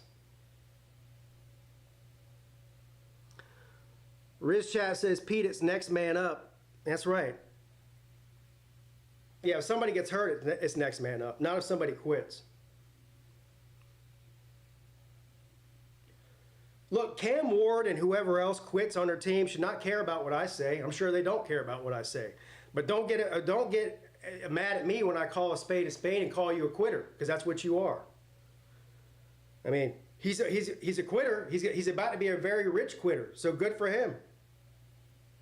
But that's what he is.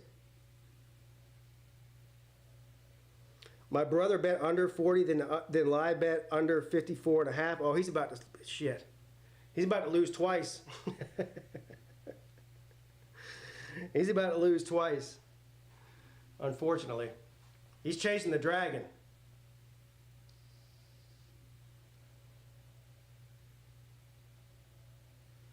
All right, 25-yard line, under a minute left. See if Missouri can get in field goal range here. And a big play on first down up to the 44. Hey, all right, they got plenty of time here. They got no timeouts, though. 40 seconds and counting. Cook throws it. Oh, almost intercepted. Incomplete. That'll stop the clock at 33 seconds. Oklahoma hasn't lost to Navy since the bombing of Pearl Harbor. God dang.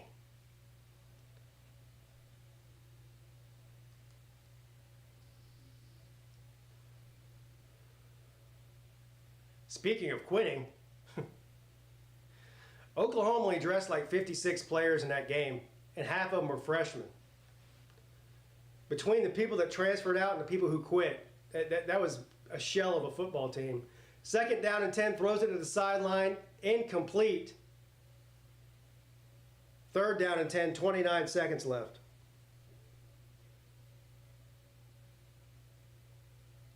Half of Bama transferred. Yeah, a lot of players did transfer out of Alabama. They had a bunch of mercenaries on their team to begin with. Yeah, I saw Beck. I really, that surprised me. Beck, he really could have benefited from one more year. He did not have a good season this year. I don't know. It's kind of hard to, I don't know what his draft grade is. I think he'll be late second round or maybe third round pick. I really don't know, because they're saying that 3 of the top 10 overall picks could all be quarterbacks. Maybe that's why he did it. That'll move him up the board as far as what round he goes in if he's the 4th quarterback taken. But You think he'll go on the 4th? Well, if what they say is true, 3rd and 15,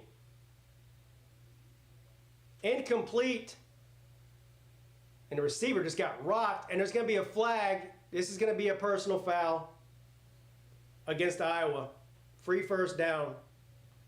Maybe a targeting call too. Look at this. He just got rocked.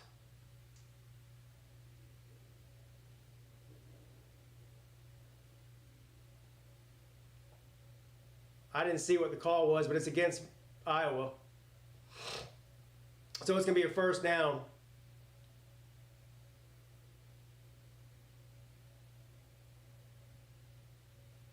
Was that a pass interference, maybe? Anyway, if what they say is true and Beck is the 4th quarterback off the board and 3 of the 4 go in the first round or first 10 picks, like they're saying, that might move him up to the 2nd or 3rd round, but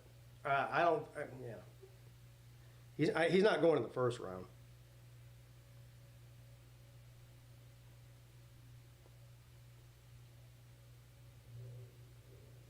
Yeah, that was helmet to helmet, and the receiver wasn't even low, so you can't say I went low.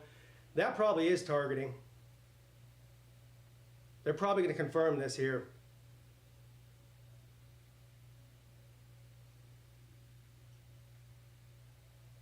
And he's just standing there smiling.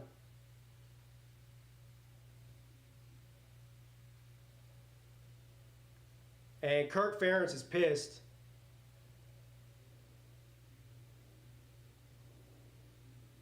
I have a feeling they're going to uphold this here. Beck is a 10th rounder. Yeah, I don't know about that.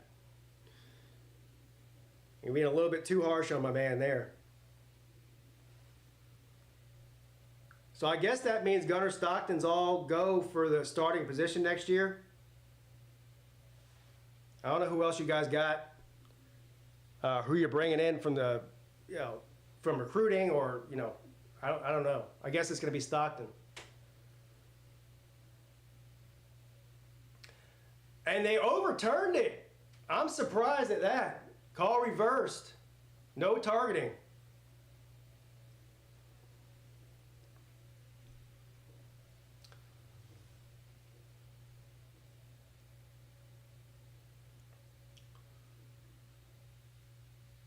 "24 seconds left here.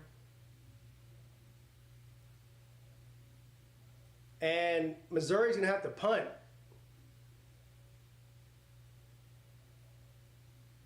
And somebody called a timeout.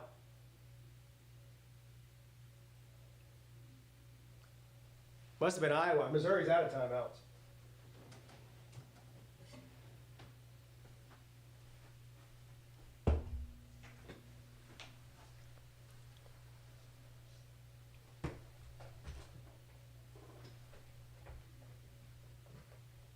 I thought somebody, what?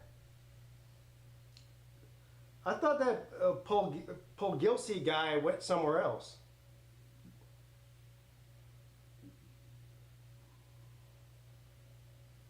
He went to Georgia?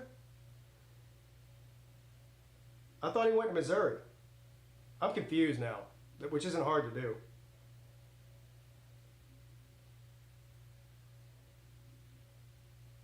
Somebody in the chat earlier said that he transferred to Missouri. I'm talking about the Penn State quarterback. Is that not who you're talking about? Who is that in here earlier that said that?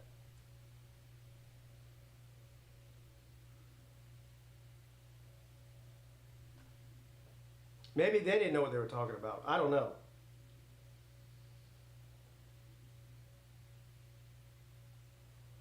Yeah, I don't know what he was talking about then. Unless they have a similar name.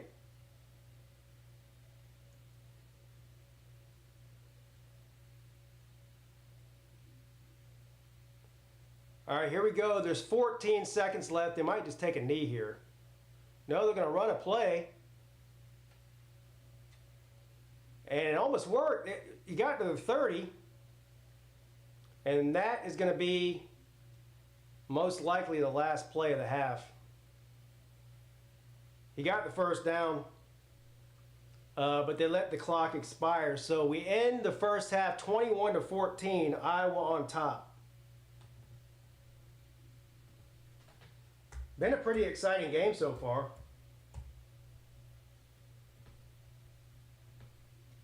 And nobody's getting blown out, so hopefully we get a good second half here. What's up, fools? If your kid was a first pick, would you tell him to play in the Birmingham Bowl? Yes.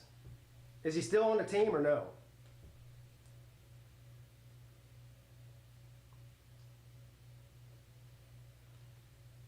If my kid plays on a football team, I tell him to play all the football games on the schedule. I mean, unless he's hurt. 45 months. Damn. I think you're the first member ever of the channel. Am I right about that?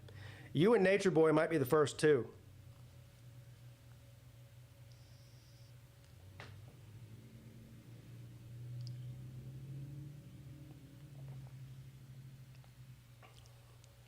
You are a champion, sir. All right, let's take a look at these second half bets here. See if we can. I just won some money on the first half, so now I can lose it on the second half somehow. I'm sure I can find a way to lose it. It's not hard.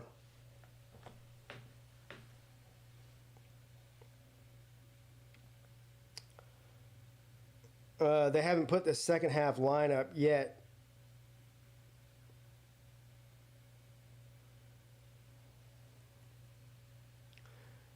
And can we change the duck to a pirate? Sure. I have to download a pirate emoji. You want the skull and crossbones or what you want? A pirate hat? A peg leg? What you want? I still love the duck though, I'm not gonna lie. And you are a Miami man, so the duck fits you well. I'm glad Sea-Dog had to drive back in his underwear from Birmingham after getting beat down by Vanderbilt. Did he have to drive back in his underwear? Damn.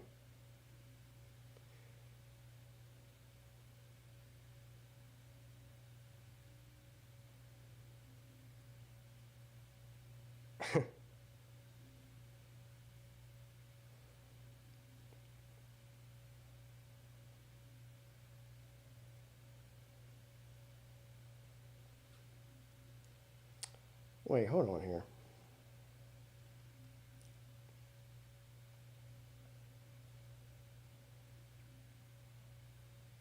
All right, so I won $50 on the first half. I've got a $100 bet on the over 40, so I should probably hit that too. That'd be 140 or 150.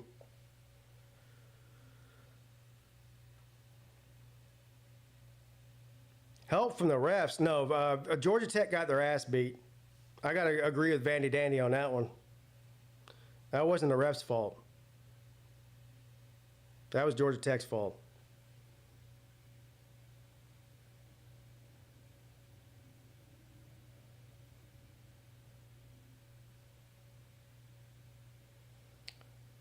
I guess I'm not going to put a second half lineup here. I don't know. Where's it at here? All right, here we go. Second half bet. Iowa +1, Missouri -1, over 20 or over under 22.5. What do y'all think?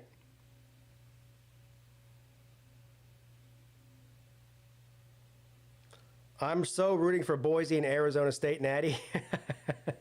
Boy, that would break the internet, wouldn't it? Oh, damn. All the people, this team didn't belong in the playoffs. That team didn't belong in the playoffs. This team better.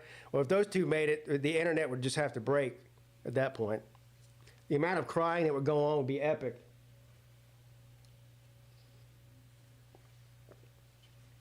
Kirk Herbstreit might have to find a new job if that happened.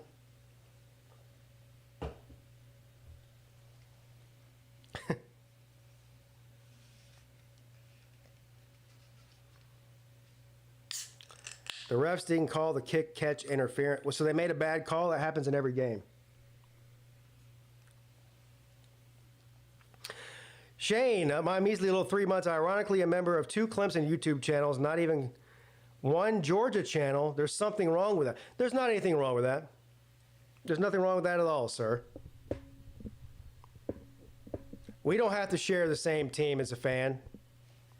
You know what I mean? If I had to rely on only Clemson fans to support this channel, I wouldn't have a channel. Most of them don't like me. Honestly, if I was a Clemson fan and I wasn't me, I wouldn't like me either. So I get it. Kirk wasn't wrong. Yes, he was. I mean, he couldn't be more wrong.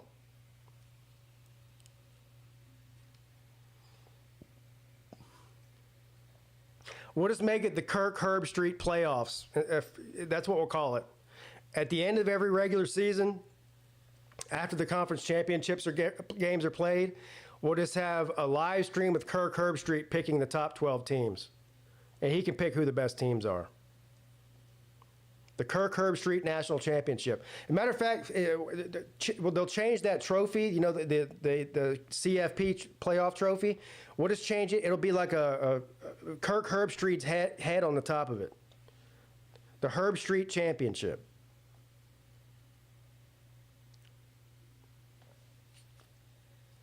Not all wins are equal. Well, can you name a loss that SMU had that was worse than 30-3, Alabama against Oklahoma? No. What would Vandy be without Diego Pavia? That's irrelevant. Diego Pavia plays for Vanderbilt. What would the Patriots be without Tom Brady? They still have 7 Super Bowls. Yeah, what would Tech be without Haynes King? Exactly. What would Auburn have been without Cam Newton? What would Clemson be without fucking Trevor Lawrence and Deshaun Watson? What would you could say that about virtually every national championship team.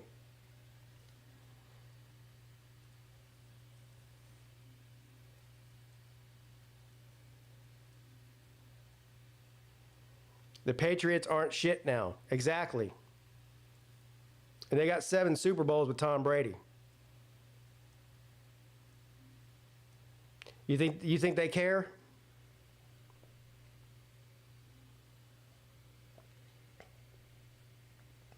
What would Miami be without Cam Ward? Well, they'd lose the Pop-Tart Bowl to Iowa State. Without Cam Ward, they can't even win the Pop-Tart Bowl against Iowa State.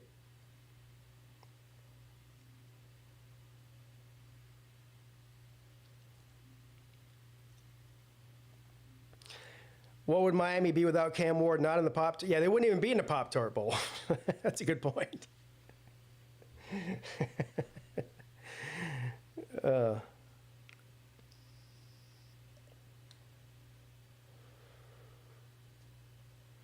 What would a great team be without great players? I don't know. They'd be bad. I don't know who needs to hear this, but great players make great teams.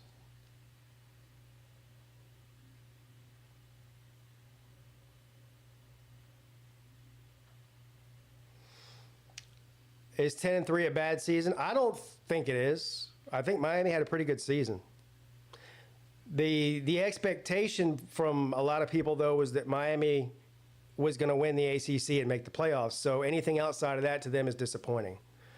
Now, as an outsider looking in, I think that I think it's a big deal that they won 10 games. But they should have won 11 for the first time in over 20 years. If their quarterback didn't quit at halftime, they would have. But their quarterback and their coach don't care about winning 11 games, so they didn't.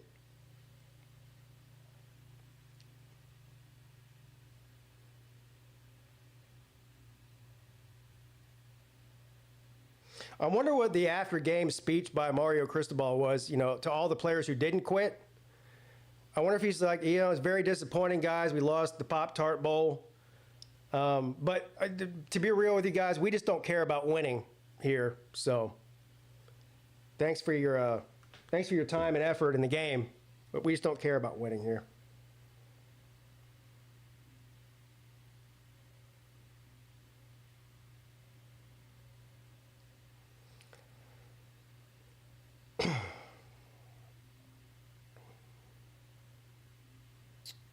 see here.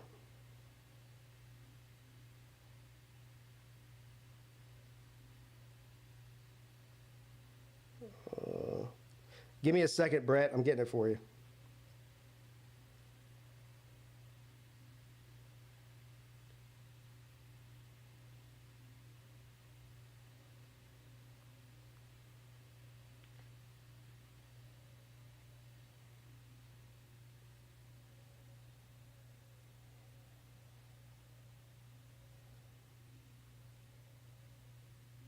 There you go, Brett. I just sent it to you.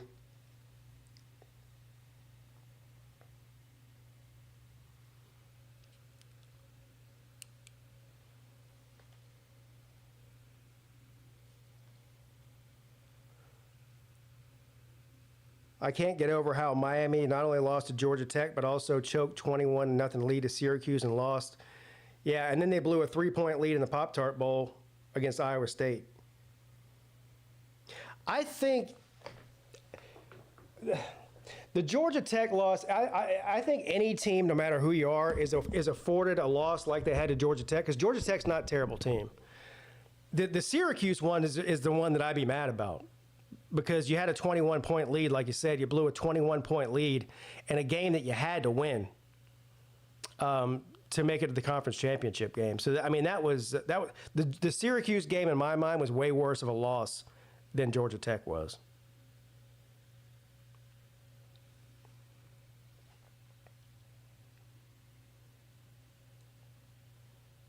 I mean, that was the biggest game they had in a long time, and they blew it.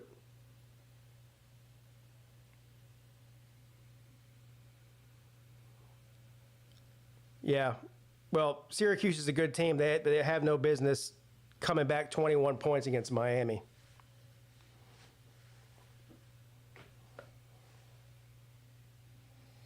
All right, let's see how we can lose some money here. Would y'all tell me to do again?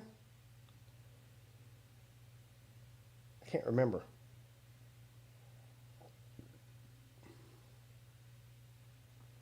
+1, -1, or over 22.5.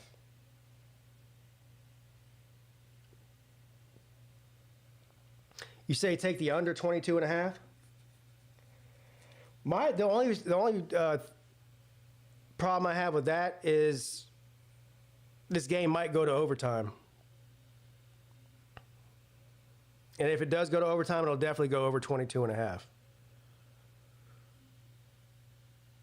Plus, there was 35 points scored in the first half.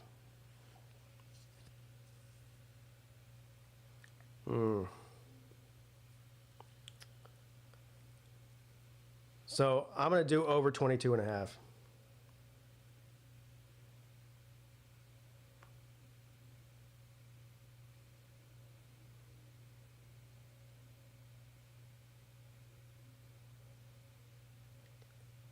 If it'll let me. Yeah, here we go. There.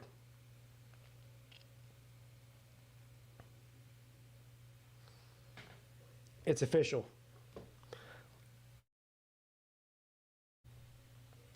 Like a referee with a whistle. Miami must have looked up Falcons game film when they played Syracuse. Yeah, the Falcons are pretty good at blowing leads too, aren't they?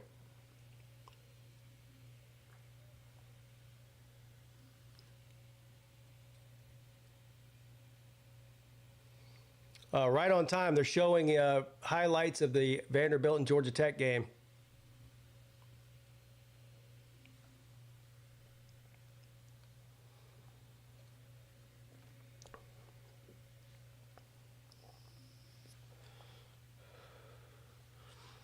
ACC 1 and 9. Yeah, 2 of those are the playoffs.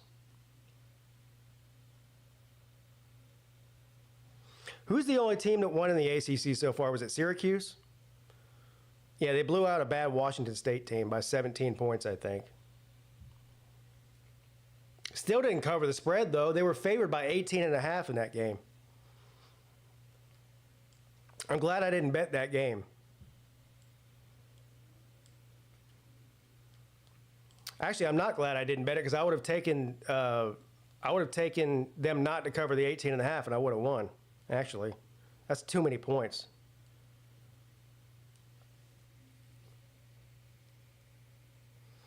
Miami can beat anyone and lose to anyone like an arena football team. Well, that's most of college football. Most of college football teams can beat anybody or lose to anybody on any given week. It's one of the reasons I like it so much. I mean, there's really no excuse for a team like Alabama losing to a 6-6 Oklahoma team by 27 points. That's just, I mean, that's ridiculous. It'd be one thing if they went in there and just, they lost by a field goal or 6 points or something, but losing by 30? No.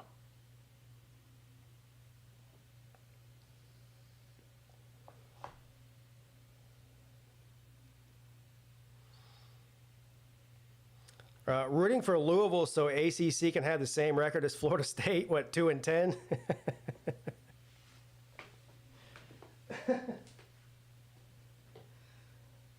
Shit, who do they play again? Oh, we still have Duke, too. Duke has to play Ole Miss still. Who does Louisville play? I can't remember. Washington? Oh, I'll take Louisville against Washington. And Virginia Tech, who do they play?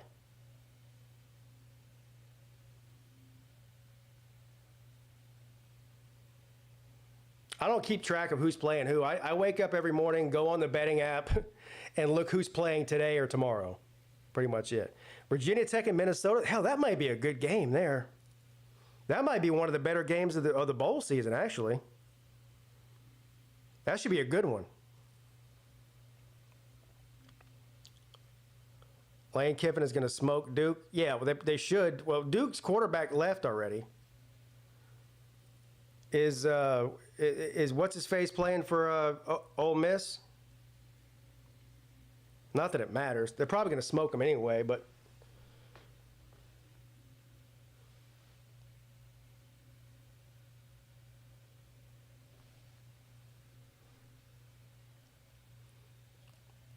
let's look at some of those lines for the remaining bowl games here. Got a bunch. We got, what, 4 of them tomorrow. Let's see here. All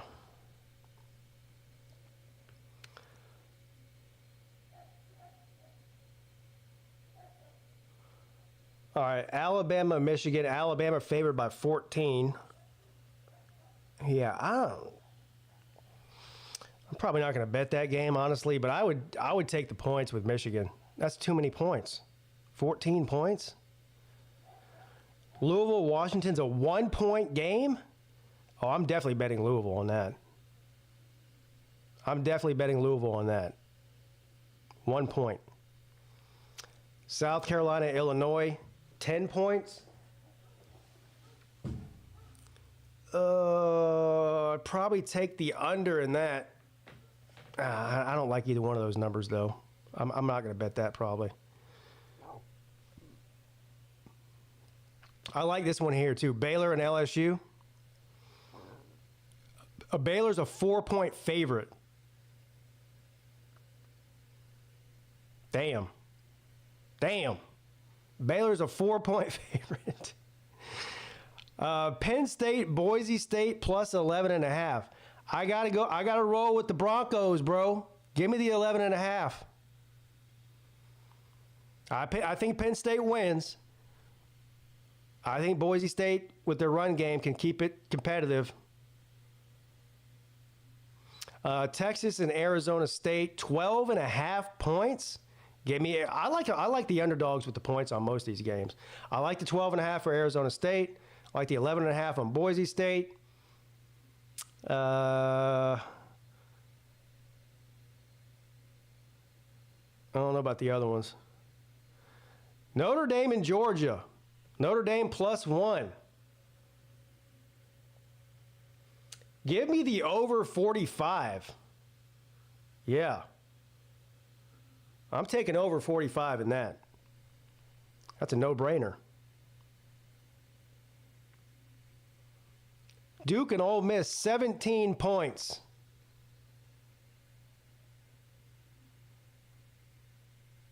I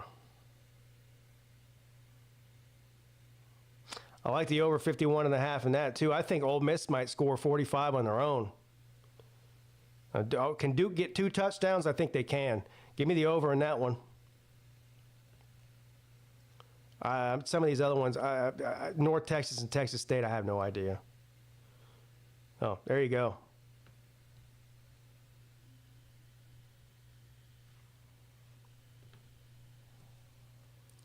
Those are winners.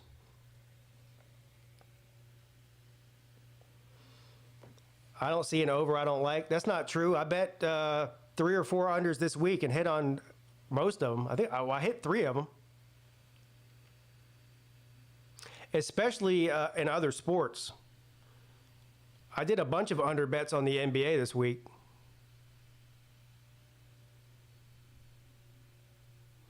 But probably about 80% of the point total bets I do are over. That's true. I have to see an under I really like to bet the under.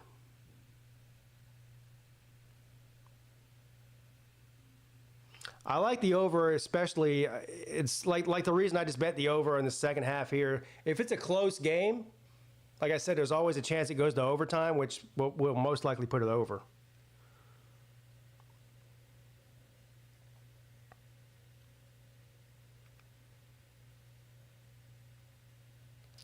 I lost 300 on the Cleveland-Miami game. It was 29. What'd you bet the under?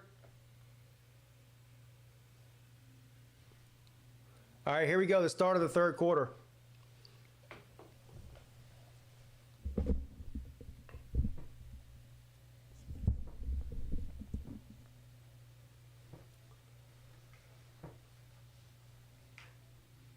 And Iowa's going to return it from the 2-yard line, breaks some tackles. Somebody tackled this man, gets it to the 30-yard line. Good return there to start the second half by the Hawkeyes.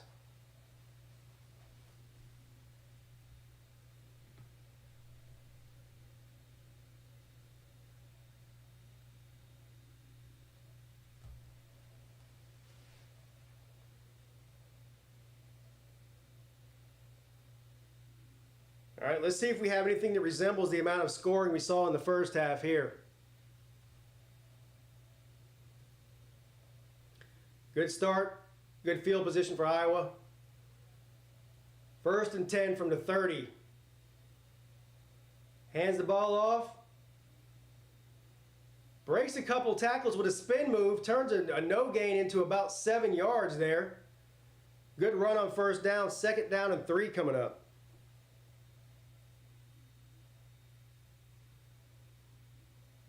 Red zone 4 times without scoring. Oh, that hurts.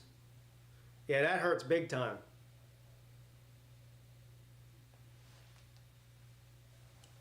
Y'all see Dave Portnoy lost like $375,000 on the Washington Commanders game yesterday? Because they couldn't score from the 1-yard line. 2nd down and 4. Big run. He's off to the races. Deep into Missouri territory, down at the 43-yard line. 1st down, Hawkeyes. Let's go. Well, they score here, make it a 14-point game.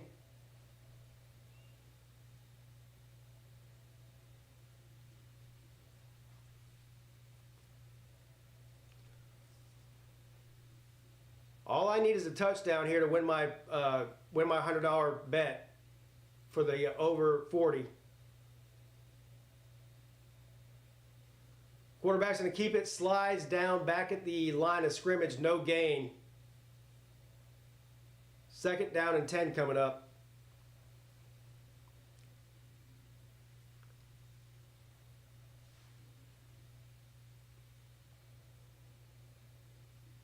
Second down and 11 to be official here.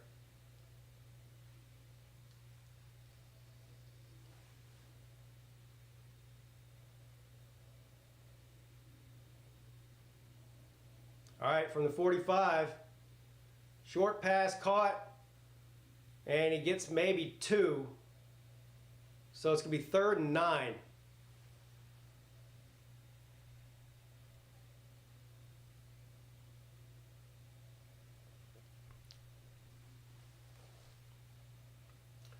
21 points is the most first half points scored since 2022. That's only 2 years ago. Why you make it sound like it's some long time ago? Hey, it's been a whole 2 years since 21 points were scored in the first half of the Music City Bowl. Damn. Been a long time, buddy. 3rd and 10. Quarterback under pressure, throws it on the run and throws it away. Smart move there, nobody open. 4th down. And I guess they're going to have to punt it here. So a good stop by Missouri.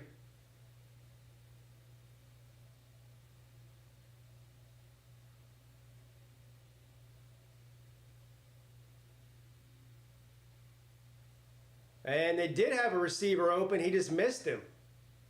Well, he was running for his life. He didn't see him. Don't tell me we got a timeout already. And delay a game, maybe? All right, they're lining up here. Some guy named Daniel Blood is returning. Imagine your last name is Blood.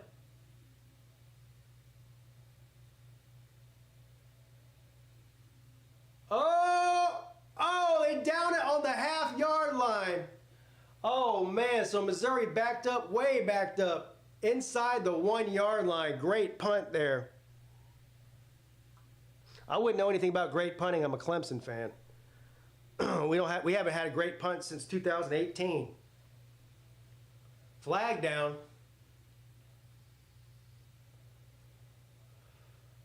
Oh, man. Damn. Damn, double damn. Take that off the board. False start. You can't get a more perfect punt than that. Good luck trying to replicate that. And Kirk Ferentz is going ape shit on the sideline. He's too old to be getting amped up like that. He might have a heart attack. He's too old for that. He's about to get ejected. Somebody pull that man away. Don't get him kicked out of the game. Boy, he's mad. He's big mad.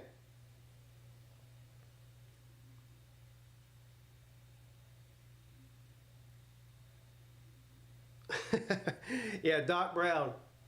Damn. All right, so we'll get a second chance at the perfect punt from last time. A phantom false start called on Iowa. And they're going to say it was on the outside. Let's see if he jumps.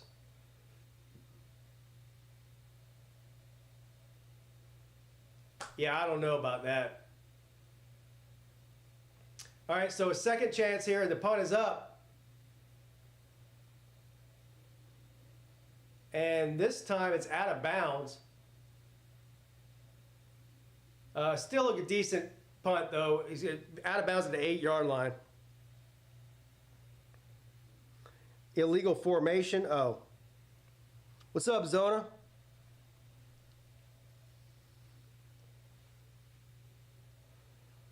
We'll see what Missouri's got here. We'll see if they can tie it up here. Down by 7.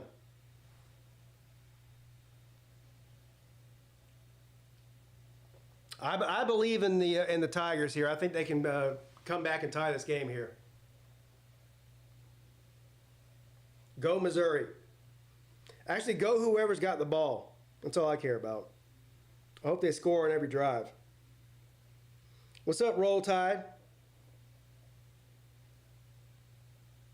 We got a good one going on here in Nashville. It's been a fun game so far. The only real difference in this game is that 100-yard kick return for Iowa. That's the reason they're up by 7. Ferentz is only 64. Hell, he looks 80. 64 is not that old, but he definitely looks. If you would have asked me how old I thought he was, I would have said at least 70. He looks 70. But if he's only 64, there's a good chance he's coaching at Iowa for at least 6 more years.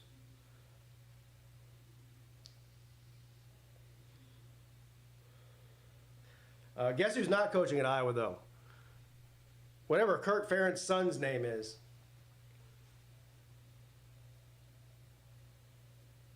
Boy, imagine having to fire your own son. That would suck, wouldn't it? Mike says, I'm 61, I'm old. No, you're not. You're a spring chicken, Mike. I bet you don't look older than Kirk Ferentz does. A lot of Iowa boosters want Ferentz out. Yeah, well. Careful what you wish for, I guess. I don't know. Maybe if I was an Iowa fan, I'd want him out too.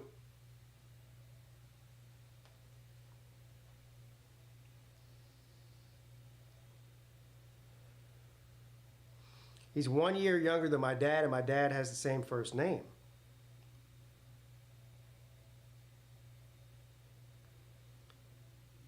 Maybe the AD did fire him, but, I mean, same difference.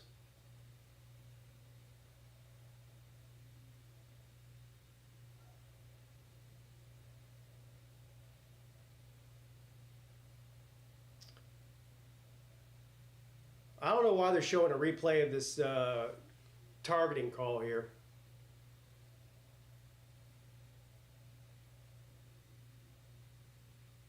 It was overturned.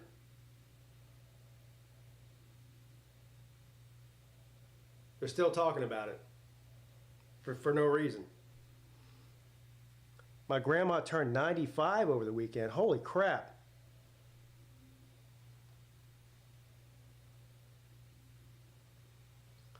All right, first down caught for a first down. So good start for Missouri in the second half here. They got a stop on defense and a first down on 1st and 10 to start their first offensive drive out. Up at the 29-yard line, Cook hands the ball off, hit immediately after a gain of about 3.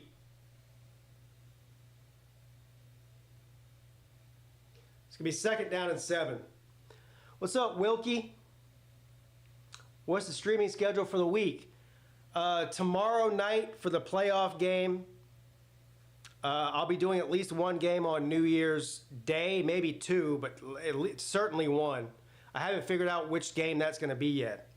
I'm thinking probably Georgia and Notre Dame at night, and I'll just stay on and ring in the New Year with you guys on the air. And is there a game on Thursday? I think there is. I'll probably do a game on Thursday too. I'm planning on streaming the next 3 days straight.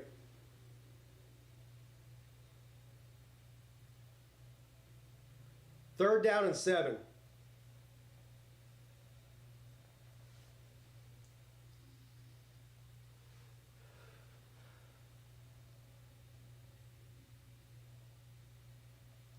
Yeah, I thought he was older than that too. So Google says he's 69, not 64. That would have been my guess. 70 is what I would have guessed. Duke and Ole Miss on Thursday? Sign me up. That's the one I'll do then. Third down and 7, throw to the sideline, incomplete.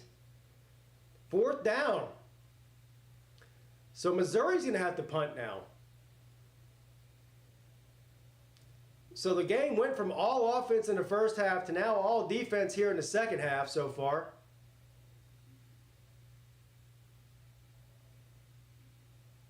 And that went right through the receiver's hands.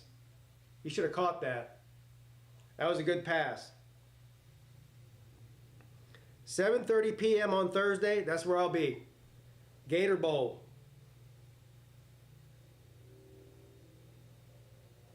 Which probably won't be, I hope it's exciting, but I don't think it will be. I hope I'm wrong.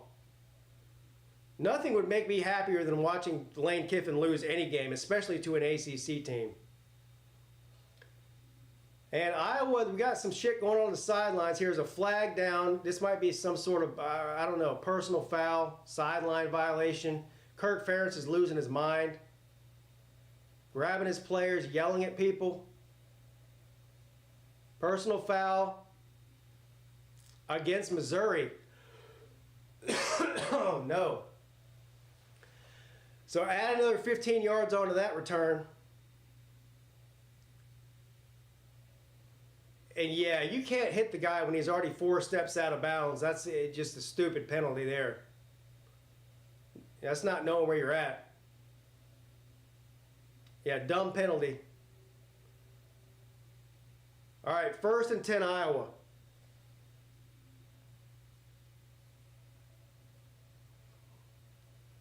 How about the semifinals? I haven't looked that far ahead yet. I might stream all of them. Or both of them, rather. Probably will stream both of them.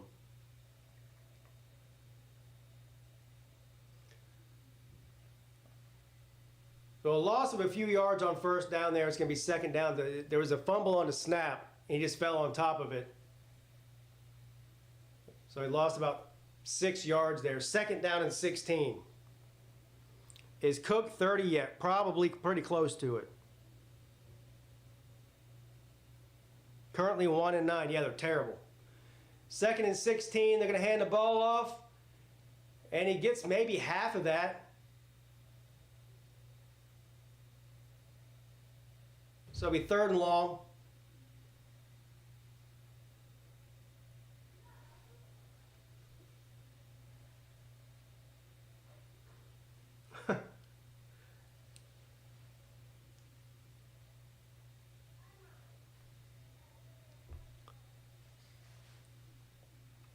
Third and 10 to be exact.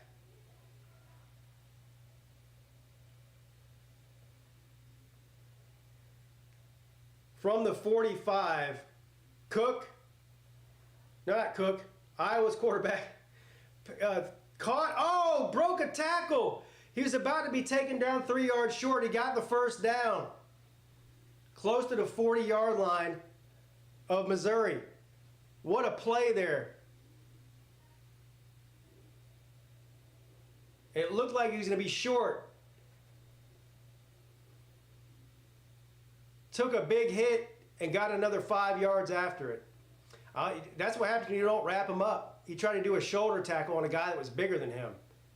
And that's what happens. 1st and 10.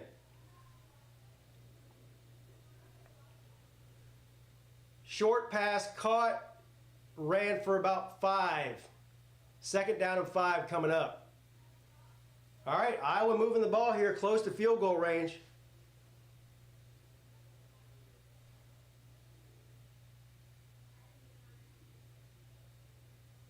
Second and 6.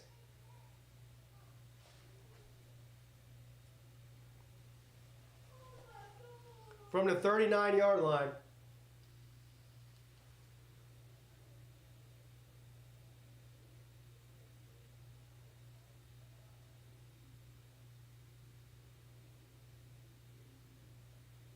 Throws it over the middle into traffic, almost intercepted. Right off the hands of the defender. Boy, he threw that right into traffic. He's lucky that didn't get picked off. 3rd down and 6 now. Missouri's secondary is as bad as Vanderbilt's. Oh, no. Why did they just put roughing the kicker on the screen? The fuck? You mean roughing the passer? They need to fire whoever's running the board there. They just put roughing the kicker up. Sullivan's not a kicker. He's a quarterback. Anyway, that's another 1st down. 15-yard penalty. Another stupid penalty by Missouri. That's 2 on this drive alone. Missouri's just trying to give the game away here. Down by 7.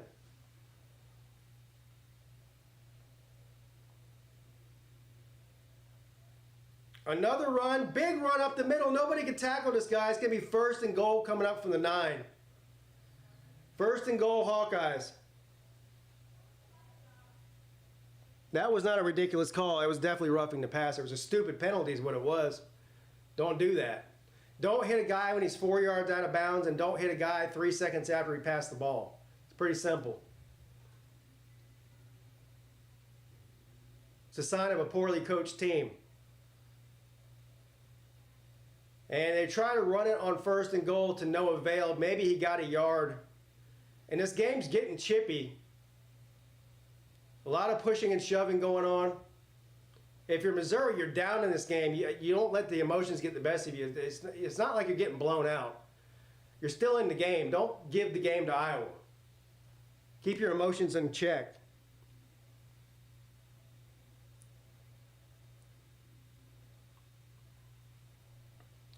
Guess who's not going to be in the Brokeback Mountain Conference? Clemson's not. I guess the rest of them might be. 2nd and goal. Quarterback's going to keep it. No, I guess no flag here. He got maybe a yard. 3rd and goal.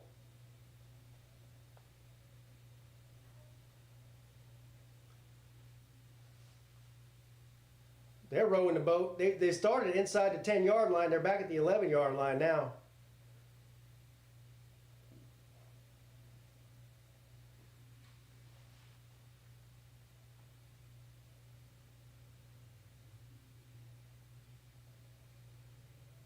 Six minutes left. Quarterback under pressure, sacked all the way back at the 20-yard line. So they're going to attempt like a 35 or 36-yard field goal here. I'm assuming they will. I don't know why you go for it on 4th and goal from the 20. So we'll get to see maybe our first field goal of the game. I like Mizzou's uniform combo, black jersey, white helmet. Yeah.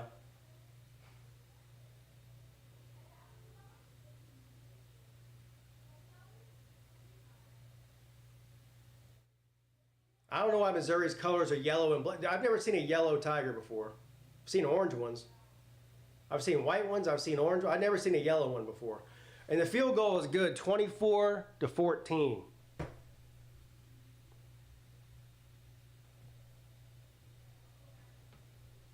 So a 10-point lead for the Hawkeyes.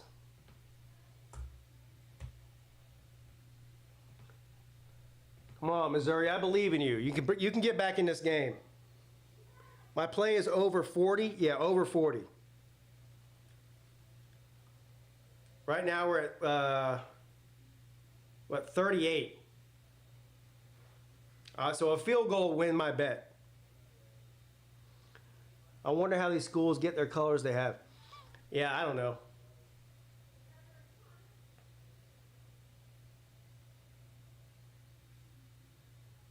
I have faith in Mizzou. Did you bet Mizzou? You must have. That's why you're saying that. I have faith in them too, though. They just need to quit with the stupid penalties. I mean, they essentially just gave Iowa 3 points on that drive just based off the stupid penalties. I mean, 2 15-yard penalties, that's 30 yards. They're out of field goal range. Hell, even just one of them.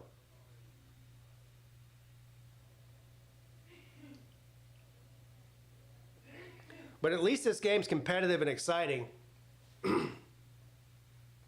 I think Missouri, I just have a feeling Missouri's about to go down and score here. I don't know why I have that feeling, I just do.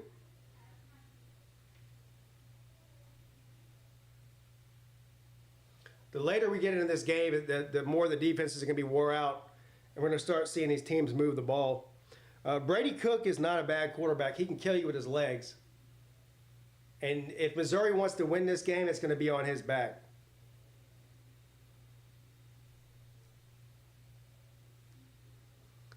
This will be a big season for whoever wins this game, a 10-win season.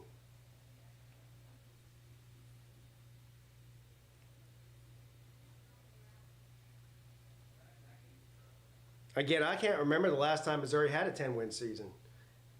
Been over 10 years at least, right? I feel like Iowa had a 10-win season not that long ago.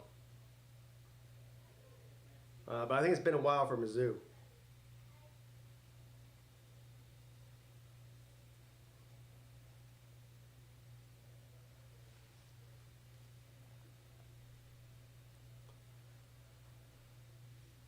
if I'm a coach for Missouri right now, I'm telling them to keep, stop with the fucking late hits and the extracurricular stuff. You're down 10 points. You're not out of the game yet. Don't hand the game to Iowa.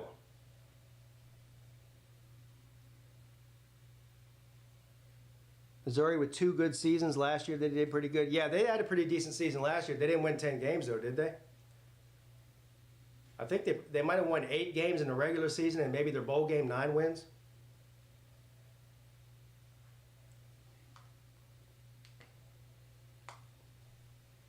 that right?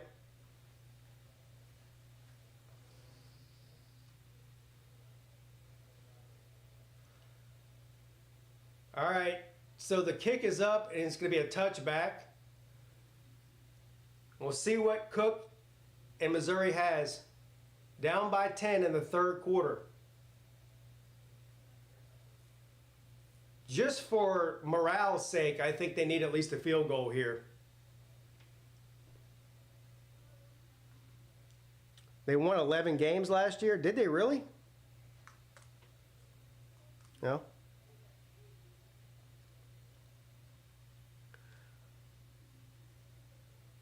Yeah, I remember that, Mike. It wasn't. My memory's bad, but it does go back further than a few days. Yeah, it goes back at least a week. After a week, I don't remember shit.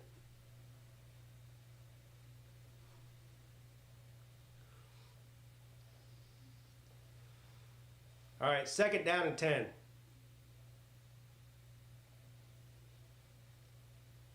NCAA record for this guy's 73rd college football game. Do you see that? Holy crap.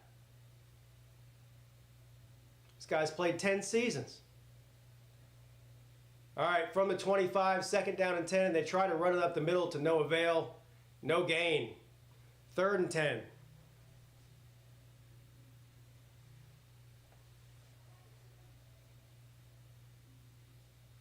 Well, that would be big for Missouri then if they won 11 games last year, back-to-back double-digit win seasons. That's good for anybody.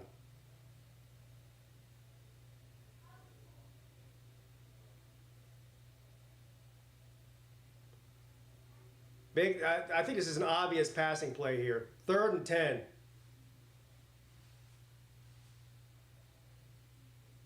And it is. Cook throws it, caught across the 40-yard line. 1st down, Missouri. Big 3rd down conversion there for the Tigers. Yeah, I'm a lifelong Missouri fan. I have all of their records memorized. Clearly, I don't know what I'm talking about. I told you I'll remember a week. I don't remember a year ago. I remember a week. That's about it.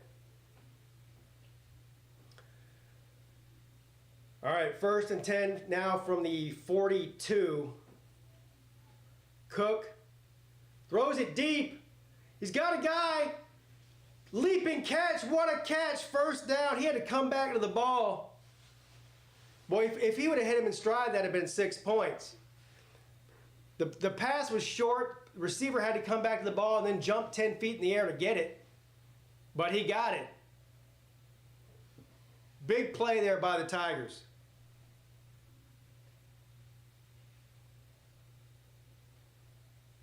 Here you go, Vandy Danny. Your wish is coming true from the 19. 1st and 10, throws it in the end zone. Well, caught at the 2. It's going to be 1st and goal now. Missouri hasn't given up yet. Let's go.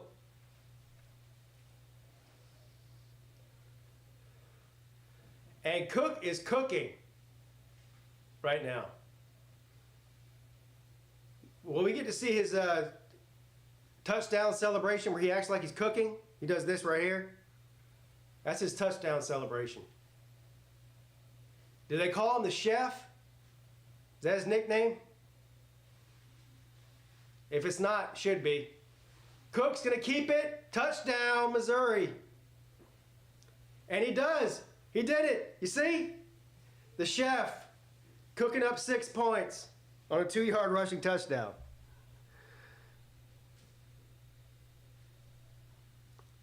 Oh no, flag. Oh no. Hey, I guess Cook has to put the brownies back in the oven because they're not done yet. Illegal shift. Oh man, they're rowing the boat. Uh-oh, where's my boat rower? They're rowing the boat. They're rowing the boat. Going backwards.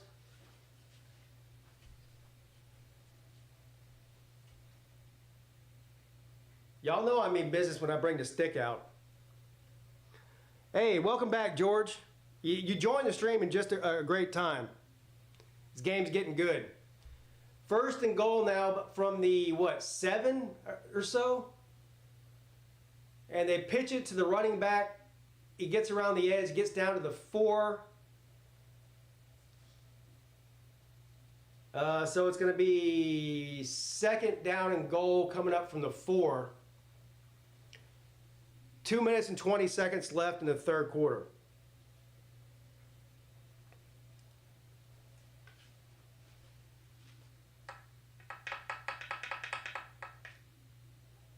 Come on, Cook. Need some points here.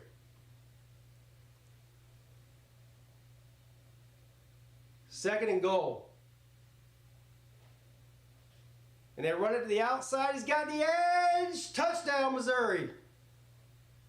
Peete. Let's go. 4-yard touchdown by Manning.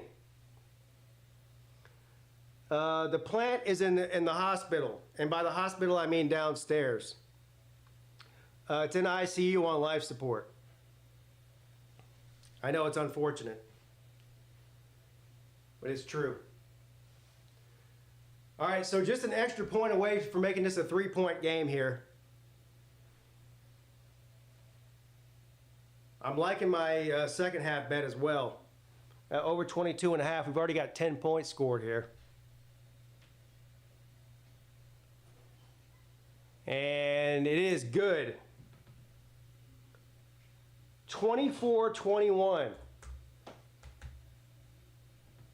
Let's go. All right, let's go Hawkeyes.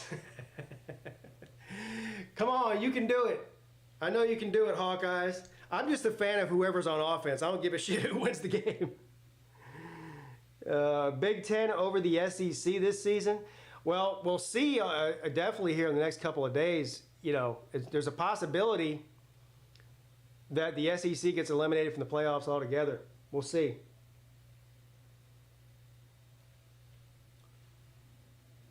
Technically, there's a chance if Penn State wins and Oregon wins, we'll have 2 Big Ten teams left in the top 4.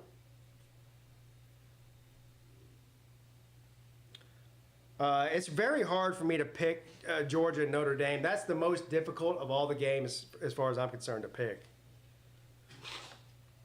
I think that's going to be a good one. I'm excited about all of the what are they? The quarterfinal games. I'm excited about all the quarterfinal games. Yeah, prayers for the plant. We lit some candles for the plant last night. Hopefully it makes it. If it makes it through the next couple of days, I think it'll be okay. But if it doesn't, I will have to have a burial site out back for the plant.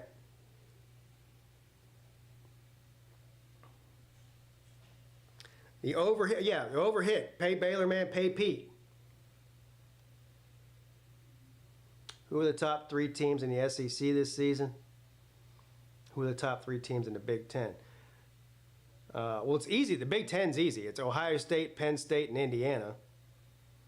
The SEC is a little bit more difficult to figure out. Georgia and Texas, obviously, that's the 2. Who's the 3rd? I don't know. I don't know who the 3rd is. It's a good question. I mean, there's probably 3 or 4 teams you could claim are the 3rd best team. Ole Miss, Alabama, South Carolina, one of those 3. Oh yeah, Oregon. I'm sorry. Oregon, Penn State, and Ohio State. I don't know how I missed Oregon. I'm still back in 2023 apparently. I forgot Oregon was in the Big Ten for a second there. Yeah.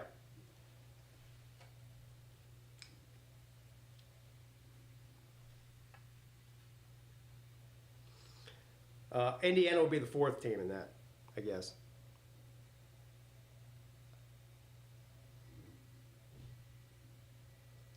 I'm excited about half the quarterfinals. Huh? What about the other half? Not excited about that? Which half aren't you excited about? I guess that's the real question. Georgia, Tennessee, and Texas. I was forgetting Texas. Yeah, so you'd have Tennessee as the third then. Because clearly the top two are Georgia and Texas. I don't know, you can make an argument for Tennessee, you can make an argument for South Carolina, you can make an argument for Alabama, you can make an argument for Ole Miss as far as the third best. I don't know the answer to that. I guess maybe you'd have to put, I don't know. Yeah. You put those three teams, any of those teams I just named on a neutral field any week, and it's going to be a toss-up. So, all right, 24-21.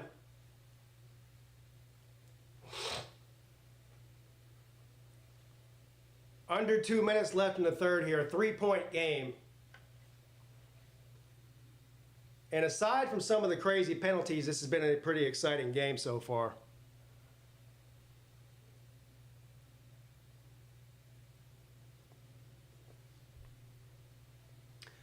Missouri, after the big touchdown, is going to kick it off here.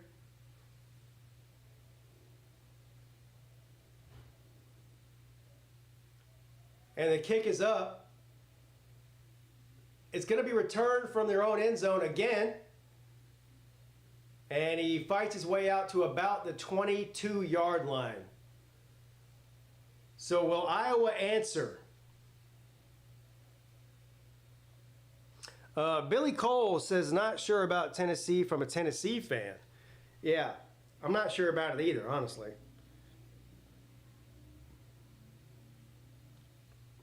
I mean, if you go by record, then you have a stalemate. But if you go off of just how the teams were playing at the end of the year, I think South Carolina has a good argument. Well, probably just South Carolina. Big run up the middle by Iowa up to the 38-yard line. First down, Hawkeyes. Big play on first down there. Other than that, I'd probably say Alabama. I'd say Alabama or South Carolina for that third spot. It's really hard to say, though.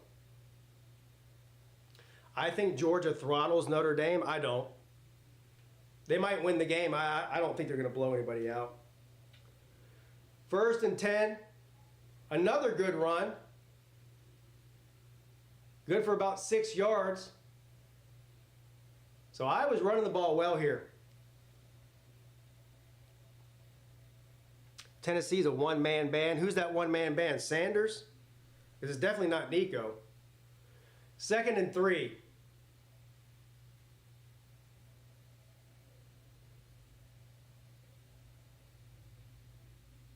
From the 43. And they hand the ball off. Good defense there by the Tigers this time. Oh, shit, he broke through that. He got close to the first down. I thought he was down at the line of scrimmage. He fought his way for another 2.5 or 3 yards. He's going to be just short, though. 3rd and 1. And this will be the last play of the third quarter if they get the snap off in time. They might just let the clock run out here. It looks like they're just going to let time run out. That's the end of the third quarter. Big third down coming up for Iowa. Actually, maybe a bigger third down coming up for Missouri. They need to stop them here. Down by 3.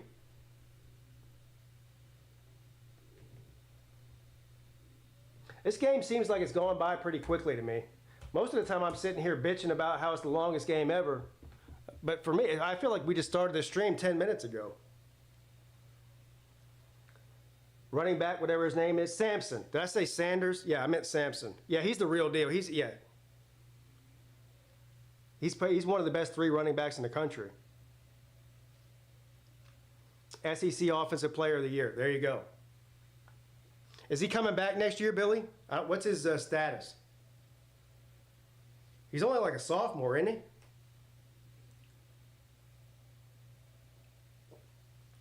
he? Oh, he declared for the draft? Oh, well. Tennessee's got some problems. They got 2 of their best receivers are transferring out. Sampson's going to the NFL draft. Yeah, I don't know what y'all gonna have. Did y'all get anybody in the portal in this first round? First round of portal opening?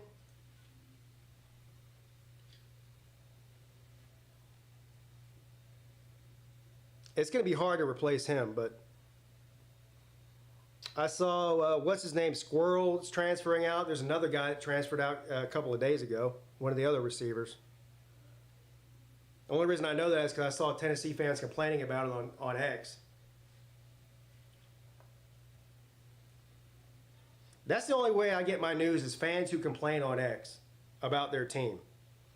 You know, X so-and-so is transferring, and they get mad about it and start rage typing on X, and I get to see it.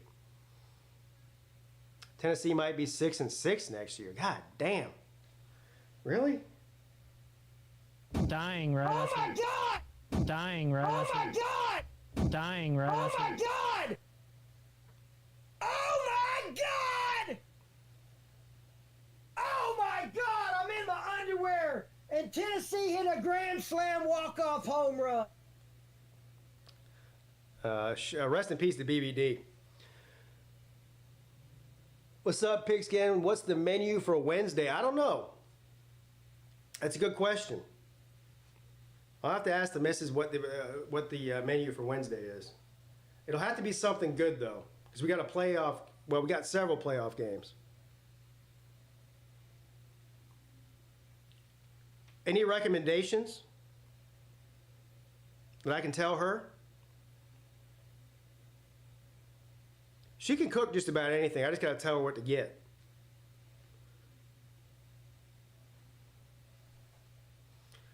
I'm trying to think of what I haven't done this year as far as football food. The only thing I can think of that we haven't done this year so far is jalapeno poppers. Firing up my smoker wangs. Well, come over here, Jamie. I'll eat some of your wings. You got to bring your smoker with you, though. I don't have one. Buffalo chicken dip, that sounds good too. Got players threatening to transfer if they don't get more money. Yeah, well, that's not a Tennessee problem. That's an everybody problem. And you can say that about every single football team now. So, I don't feel sorry for you. 3rd and 1. Uh-oh, it's going to be close. Let's see where they spot the ball. Iowa players are saying they got it.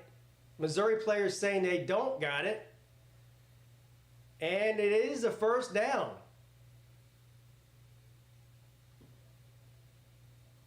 It's first down, Iowa.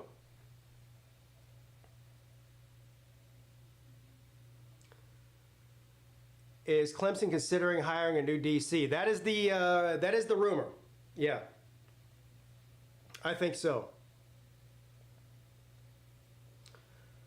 Tortilla soup at Chick-fil-A, it was awesome. I've never had that before, but I'll take your recommendation. I like tortilla soup.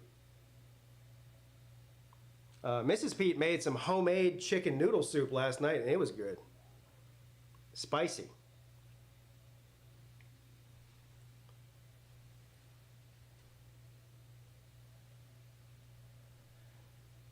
All right, 2nd down and 7.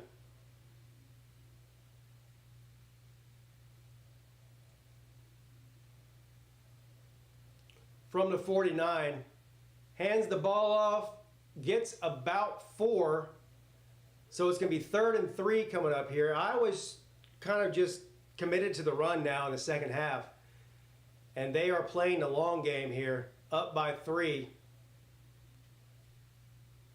They're using the clock to their advantage here. 13 minutes left in the game. Mexican lasagna? Man, what the? You know what? I should time you out for saying that. Mexican lasagna. It's called a tortilla. It's everything you could say. All Mexican food looks like lasagna. Third down and 3. Oh, he rolls out to his right, throws it, caught. No, hold on. Intercepted. Intercepted. Sullivan throws it on the run right into the hands of a defender on the sideline. Intercepted by Missouri. I still can't get over this Mexican lasagna thing you're talking about. I bet you think Taco Bell's Mexican too, don't you? Holy shit.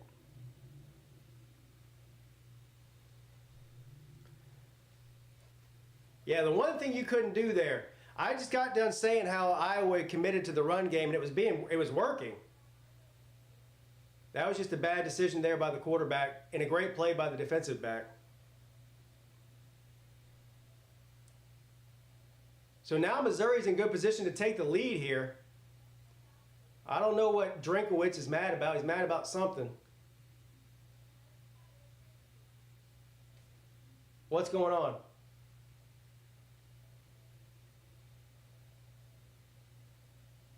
What, are they going to look at this or something? Is that what he's mad about?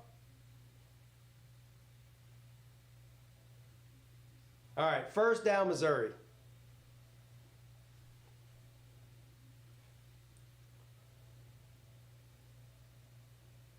Cook, under pressure, throws it behind the receiver, who eventually picks it up and runs backwards.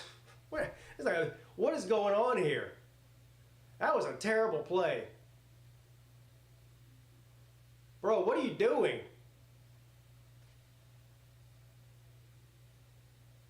Look at this. The hell was that? Oh my God, that was bad.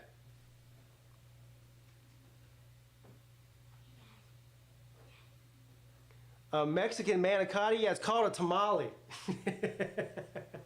You ever had a tamale?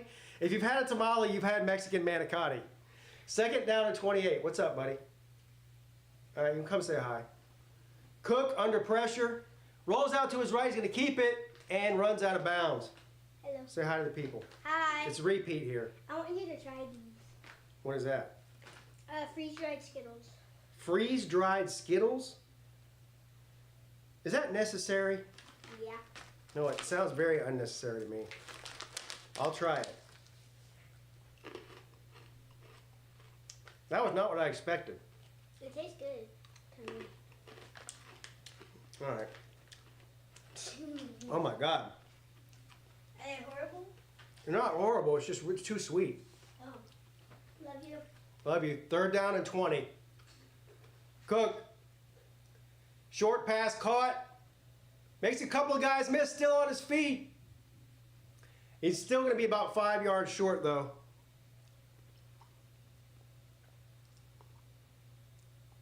How many push-ups can Peete do? Well, whenever I take him to karate practice, or whatever, I don't even call it practice, whatever. When I take him to karate, they make him do like 25 push-ups before class starts. So I know he can do at least 25.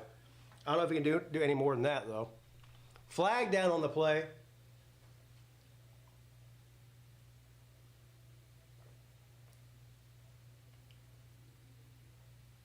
And it's a first down after the penalty. So another big penalty in the game. I don't know if I agree with that penalty, but hey, it is what it is.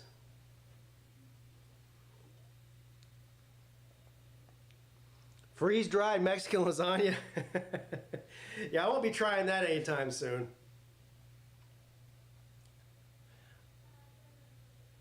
All right, first and 10, they're going to try to run it for about 2 yards. Inside of 11 minutes and counting here. It's going to be second down. They're close to field goal range. They're probably in field goal range now, down to about the 34. Second down and 8. Yeah, that was a bullshit penalty there.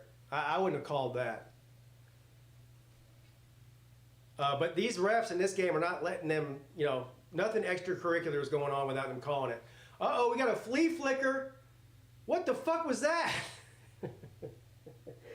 That's exactly how you don't do that play. And I was trying to say they got the ball, but I think it's incomplete. That was a terrible play there. Holy shit. They look like they never practiced that at all. Bro, what are you doing? He's lucky that wasn't a pick six. That was a dumb play. That's the kind of shit you do when you're down 14 points in the fourth quarter, not when you're down by 3. That's just, I have no idea what that's about. That's a desperation play. They're not desperate. They're only down by 3. That's some shit Clemson would have done.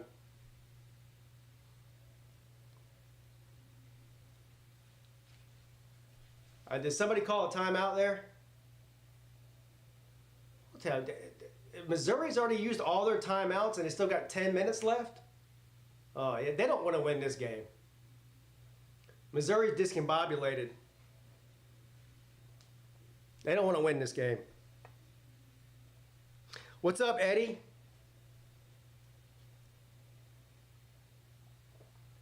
Yeah, in my mind, trick plays are relegated to when you think that you're not going to win the game.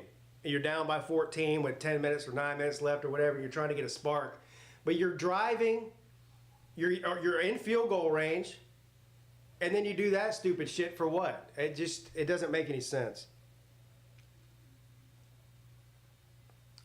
Reminded me of the Clemson dipsy doodle play last year. You have to be more specific. Clemson has dipsy doodle plays every game, and most of the time they don't work. The worst trick play I've ever seen was the Clemson ring around the posy from 2 years ago against South Carolina. Clemson was up by 7 points. We're getting the ball. The ball kicked off to them, and they did the stupid. I don't know who thought of this play. But whoever, if I was Dabo Swinney, and it might have been Dabo Swinney that thought of the play, I would have fired whoever it was on the spot. The receiver receives the kickoff. They then run to the middle of the field, like 5 or 6 of them in a circle, and they start going to ring around the posy and handing the ball off to each other, trying to trick to fake the other team out. It was a complete disaster. It ended in a turnover, and South Carolina got the ball, took the lead, and then won the game. That was the worst freak play, special play, whatever, fake play I've ever seen in my life. I almost lost my mind, and well, actually, I did lose my mind when that happened. Thank God we've never seen that play again. What'd you call it? A dipsy doodle? Dipsy doodle play. Hey, I call it the ring around the posy play. It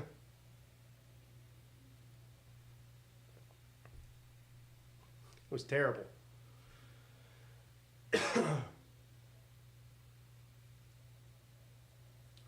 All right, so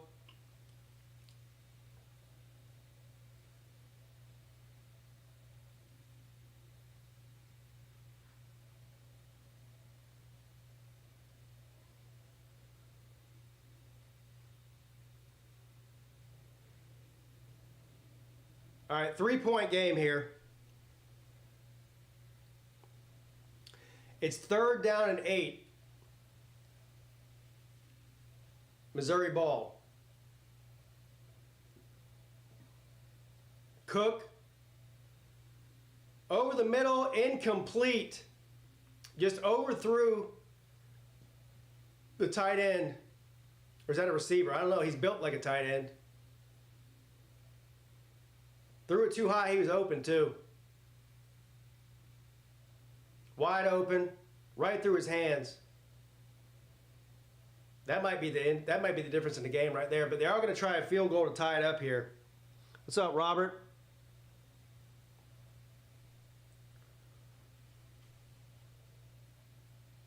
And we're going to attempt to tie it here, a long field goal. And that's money. Money, son. Tie game, 24-24.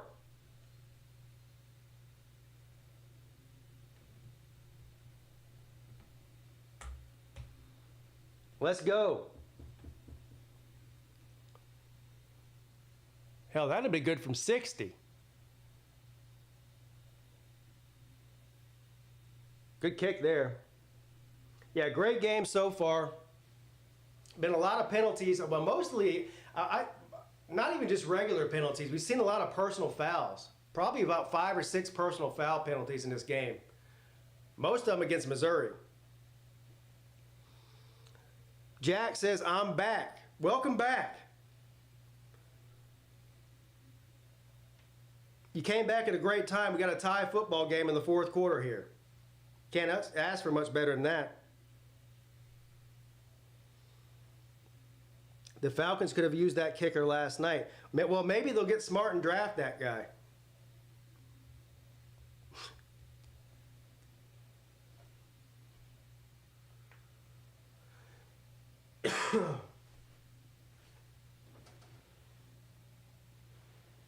I'm down to my last beer. I got more downstairs, though. Is it beer time? They won't draft him. Why? Because they should? Is that why?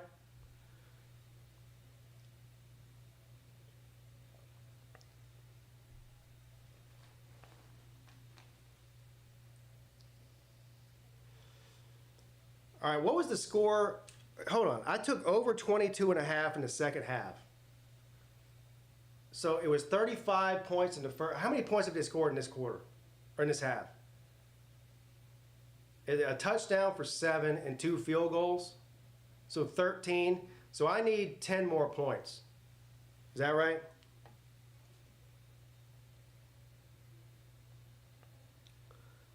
It got plenty of water, fools.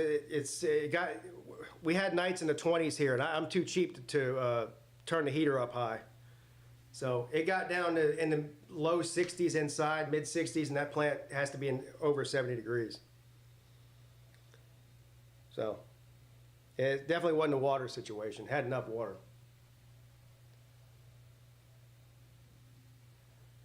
Don't worry, it's not dead yet. It's on life support. Light a candle and say a prayer for the plant.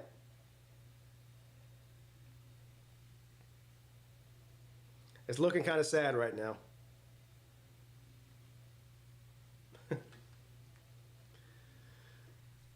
I give it about 2 days.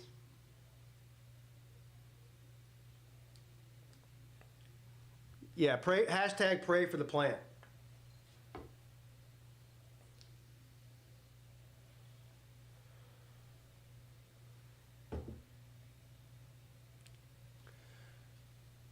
Oh, look, I know what bar that is. That's the Opryland or something. Oh yeah, it says it right there. Yep. All right, here we go. Tie game.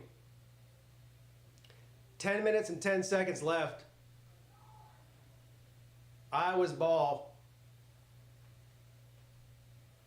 Let's see if Missouri can keep themselves composed enough to not have 18 personal foul penalties on this drive here and get the ball back.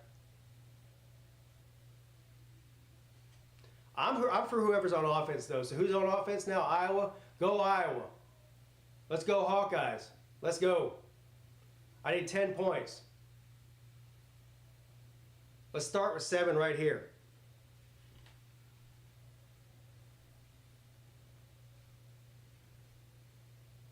All right, the kick is up, and that's going to go out of the back of the end zone. He kicked that basically into the rafters. Good God almighty. All right, let's go Hawkeyes. What games am I streaming on New Year's Day, Pete? I don't know yet. Probably Clemson. Probably Georgia and Notre Dame at night.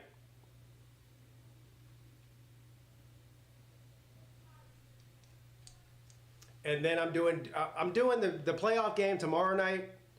I'm doing one playoff game on Wednesday, and I'm doing the Duke and Ole Miss game on Thursday. The only one I'm not sure about is the New Year's Day game, but probably Notre Dame and Georgia. All right, 1st and 10. And you're going to run it up the middle for 8 yards. Good run on 1st down. Less than 10 minutes and counting. Yeah, that was a good run right there. Rose Bowl or go home? Huh?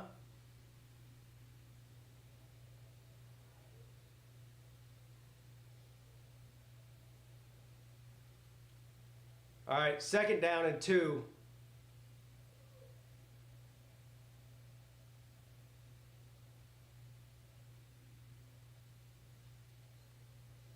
The ball is handed off, hit immediately, no gain. Good defense there by the Tigers. 3rd down and 2 coming up.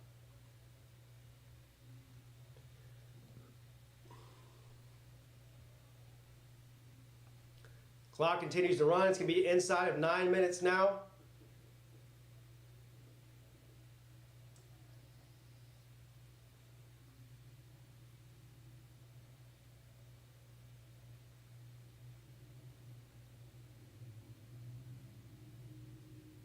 Now, I would run it here, but I'm not convinced they will unless it's Cook that runs it.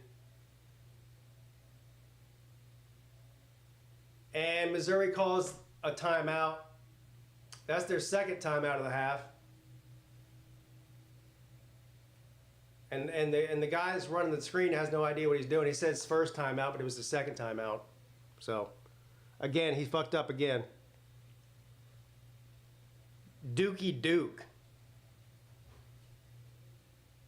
They're a big underdog. Where were they again?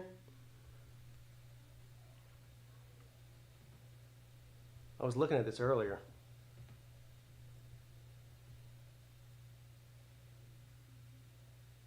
$17 points. See? 17-point underdog, Duke. Now, they're without their quarterback. That's why. Malik Murphy, he's gone. Oh, I don't know.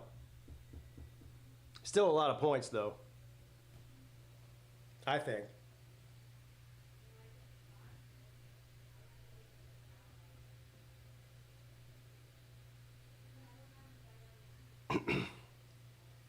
That's the Gator Bowl, isn't it?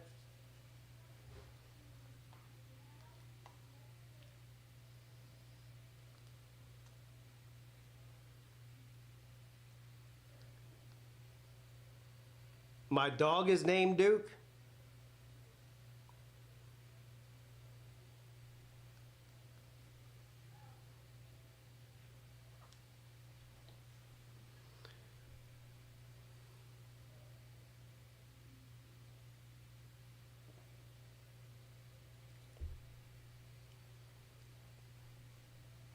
Is this an Ozempic commercial? I read somewhere that makes your eyeballs rot. Is that true? Anybody here on Ozempic? Are your eyes rotting? That's a hell of a side. You guys know how there's always like side effects like a mile long on all those commercials? The side effects may be your eyes will rot. Oh. Well, if it makes me fit into this dress, I'll take my chances of my eyes rotting.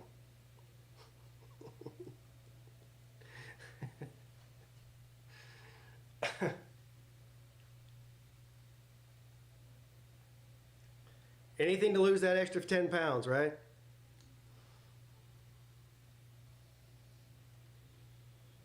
I'd rather, what's worse side effect, dying or your eyes rotting? I think I'd rather just die than my eyes rot.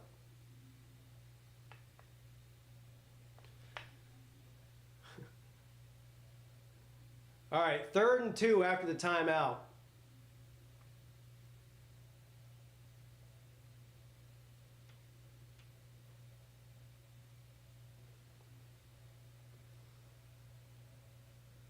If I were the Gamecock fan, I would do it so I wouldn't have. But yeah, maybe if you're a Gamecock fan, your eyes rotting is a good thing. That's a good point. I didn't think of that. Yeah, you can just be Ray Charles for the rest of your life.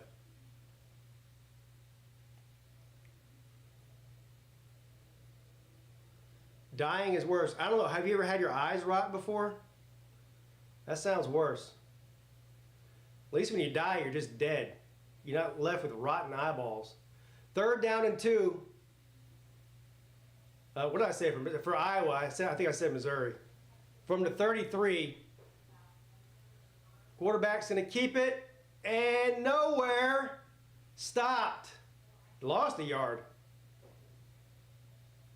So it's going to be 4th and 3. And I think Iowa's going to bring the kicking team out here. Here's where I would watch for a fake. If you're Missouri, watch for a fake punt here. In a bowl game, this seems like a prime time to try something silly. And believe me, they like to try silly stuff.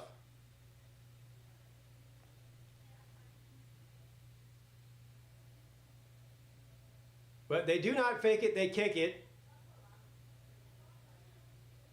And it's a fair catch called for at the 21. So Missouri has a chance to take the go-ahead lead here.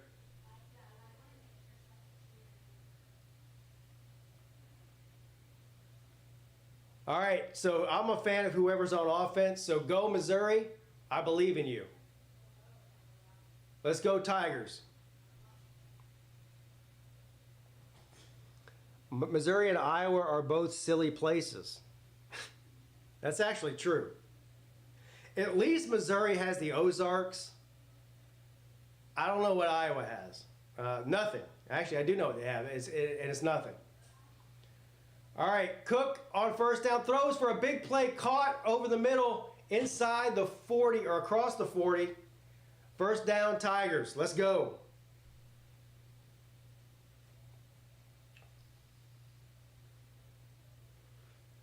I think I'd rather live in Missouri than Iowa, is what I'm trying to say. Because at least they have the Ozarks. Get a nice little lake house on the Ozarks. Yeah, that's not bad.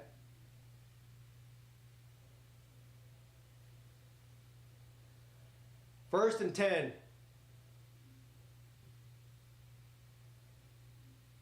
From the 42. Going to try to run it. Taken down for a 2-yard loss. 2nd down and 12 coming up. Come on, man. Come on, man. You can do it. I believe in you, Missouri. Until Iowa gets the ball back, then I believe in them.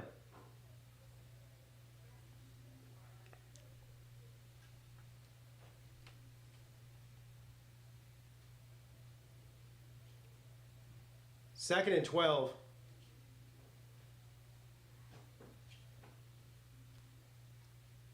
Okay. It's tied. 2nd and 12, throws it over the middle, caught at the Iowa 45-yard line, 1st down, and it looks like the Missouri receiver is hurt. He's still down. He got hit hard after the catch there, but big play by Missouri. There's nothing to do in Iowa. Yeah, I know. I guess if you ski, can you ski there? I imagine you could probably ski there. That's about it. But I'm not a skier, so I don't really care. Hunting, maybe? They got elk up there, probably. Hunting and skiing. There you go.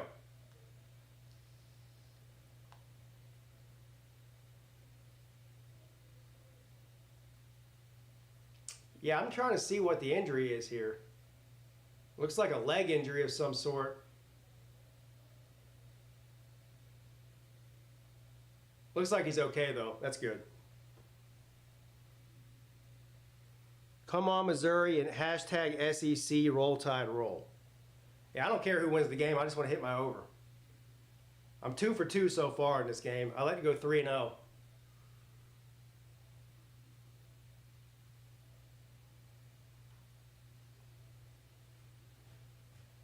All right, 6 minutes. Cook throws it to the sideline, caught out of bounds after a 7-yard gain. Right at the field goal line there.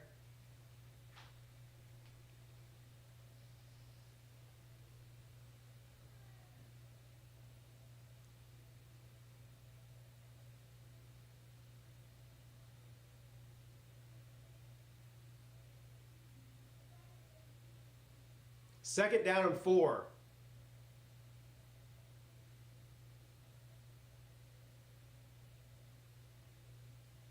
They hand the ball off, up the middle. He gets the first down, up to the 34. First and 10, Missouri.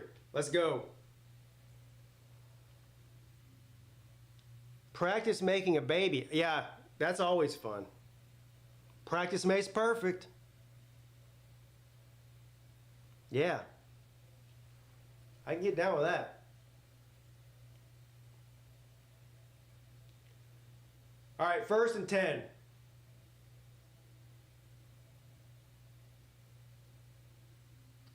From the 34. Cook rolls out to his right, throws it, caught. Oh, incomplete. Oh, did he catch it? I can't tell if he caught it or not. It looked like he caught it to me, but they said incomplete. The ball must have hit the ground. Second down and 10.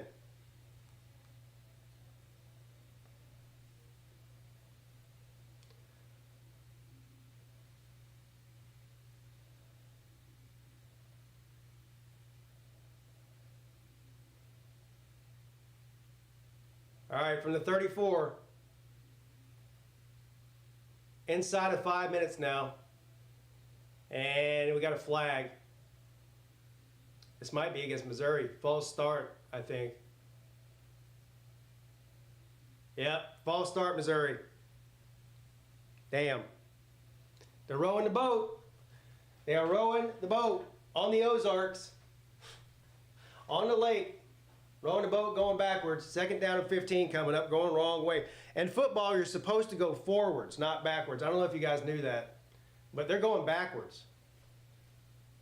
That's not good. Now they're out of field goal range, too. Man, that's a stupid penalty there. Cook rolls out to his right, throws it, incomplete. So it's going to be third and a mile, right through the hands of the receiver there.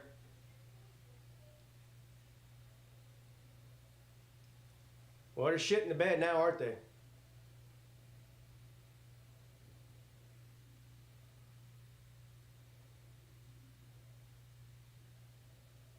If they don't convert here, we might, it's possible we'll see an overtime game here. Now, there's still plenty of time. If they have to punt it, a first down here would be huge for Missouri. They need a first down bad. Third and 15. Or at least they need 10 yards to get in field goal range. Cook throws it deep. Why he threw that, I have no idea. He was completely covered. Incomplete. Fourth down and 15. They're going to have to punt here. Or try a 60-yard field goal. One of the two.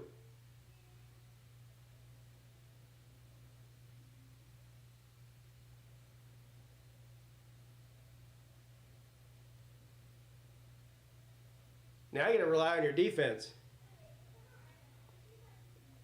That receiver could play for Georgia. Damn.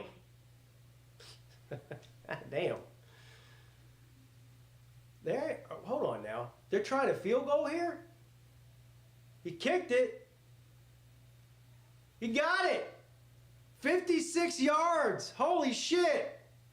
It's good. Missouri takes the lead. I'm surprised they attempted that kick. Hell, that would have been good from 60. What a kick. All right, now I need 7 more points. Can we do it? Let's go, Iowa. Let's go, Hawkeyes. You can do it. Yeah, I didn't expect them to kick that there. That's his career high field goal, 56 yards. Boy, he nailed it. That would have been good from 65. He kicked that from 56 yards. It almost went into the rafters. Into the bleachers, I mean. Ah, damn, son. He must have had some adrenaline. Yeah, I got a second half play over 22.5. I need 7 more points. I think I'm doing the math right? It was 35 points in the first half. Yeah. It's 51 right now. I think I need 7 more points.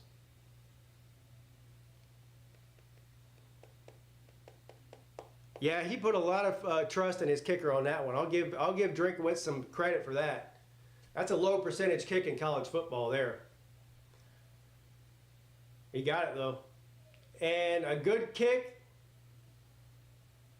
Touchback. So 4.5 minutes left. And Iowa needs just 3 points to tie and most likely 7 points to win. So it's going to come down to the wire either way here. Probably 4-down territory for Iowa here. It's still plenty of time, but depends on how long this drive takes. You know? All right, here we go. 1st and 10 from the 25.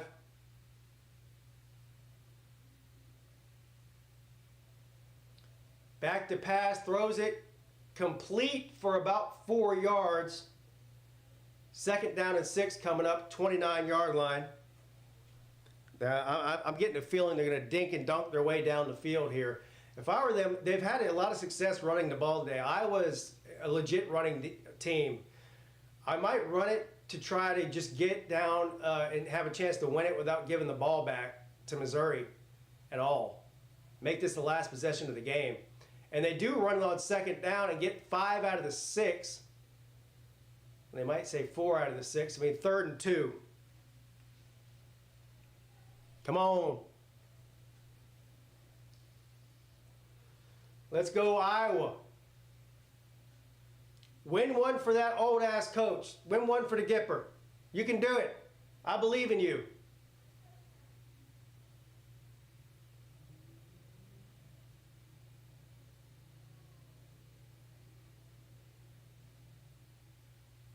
The ball is snapped. They throw it on 3rd and 2, and it's incomplete right through the receiver's hands. Why are you not running the ball? The fuck was that? Now it's 4th down. Now you got a decision to make. Yeah, I guess you got to punt here. You got 2 timeouts. 3.5 minutes left. I guess you got to punt it here. You can't afford to turn it over. That's just free. If you turn it over here on downs, you lose the game. And that's really on the receiver there. That was a good pass. Went right through his hands. I still don't like the play call, though. I would have ran it there.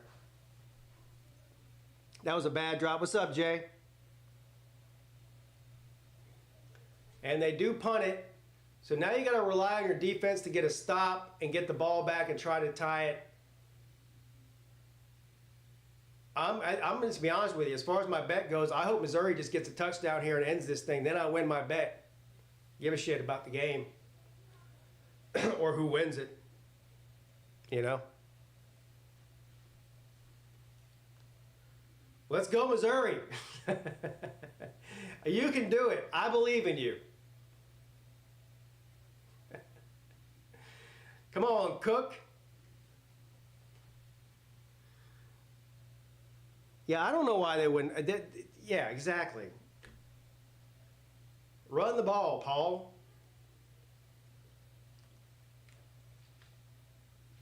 When the game's on the line, you always go to your strengths, and their strength is running the ball. They didn't do it. All right, so 1st and 10, Missouri runs it. It gets about 4 yards. 2nd down and 6.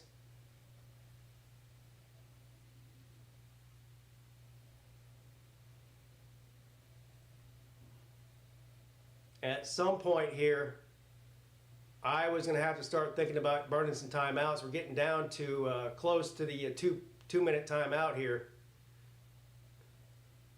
And Iowa's going to let Missouri's going to let every second tick off of that clock that they can. And Cook's going to keep it on 2nd and 5, and he's going to get maybe 2 or 3.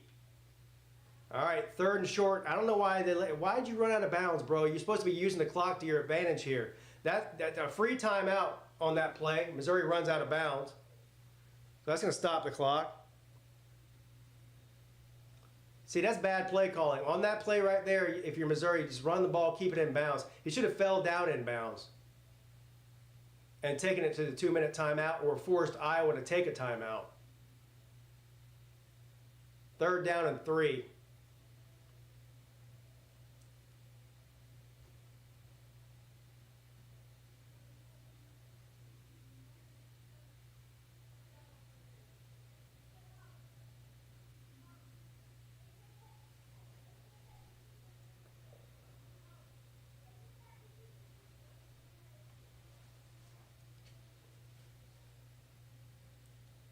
What is taking so long here?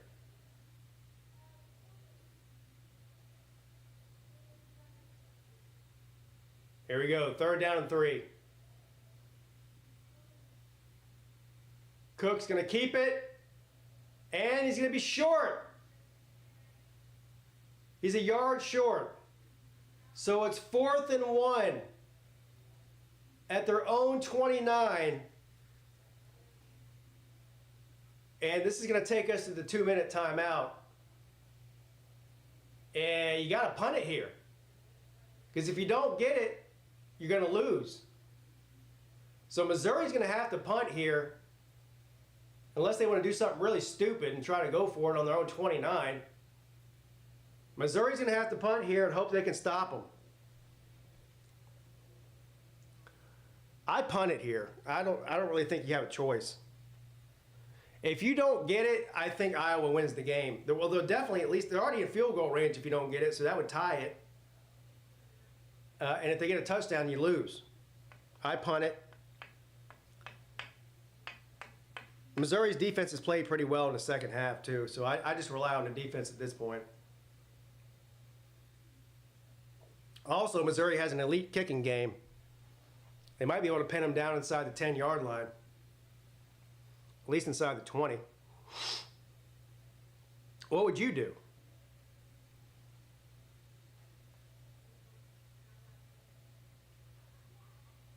I don't know what the chart says. I'm sure the chart says to punt it.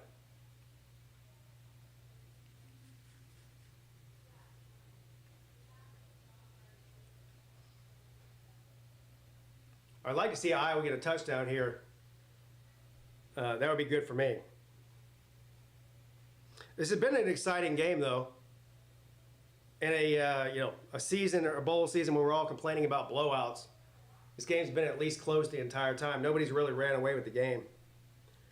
I'd probably punt with the lead. Yeah, I think that's a smart thing to do.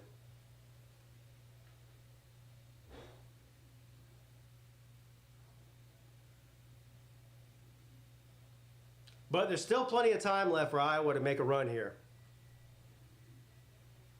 All they need is 3 to tie it. 3 to tie, 6 to win.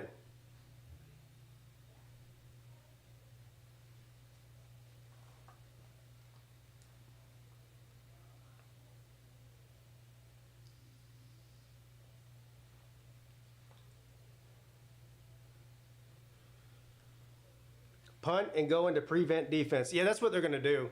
You know that's what they're going to do. They're going to punt it and then go into prevent defense and let Iowa go right down the field and get in field goal range and tie it. Probably go to overtime. Overtime would be good for my bet, too, because it'll definitely go over then. I either need overtime or Iowa to score a touchdown here. I can't let the game end at this score. So, it's tempting, though, a first down. Yeah, a first down does end the game. I think Iowa's got 1 timeout left, right? Yeah, Iowa's got 1 timeout left, so it probably would pretty much end the game. You're right. But if you give it up, if you don't get it, you're screwed. You probably lose the game. I'd punt it.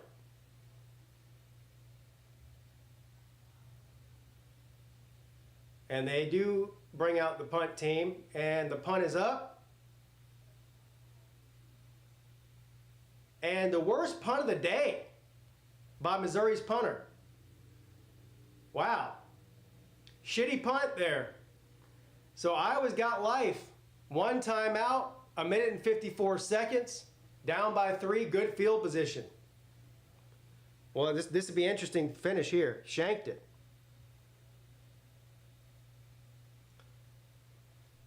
Boy, he's been punting good all day, too. That was by far his worst punt of the day. Here we go. 1st and 10, Iowa.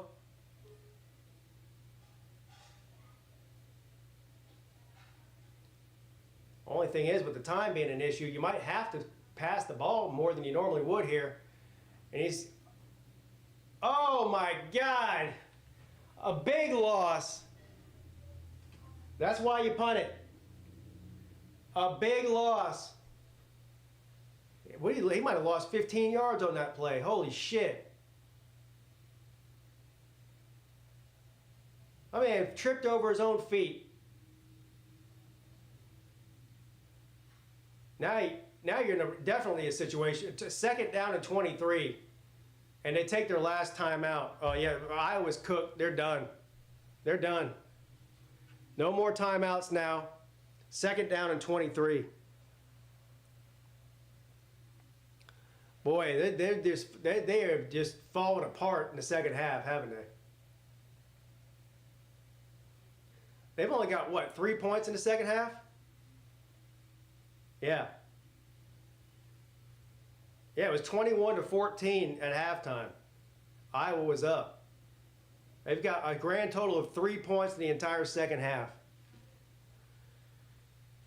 2nd down and 23 now. 1:45 left.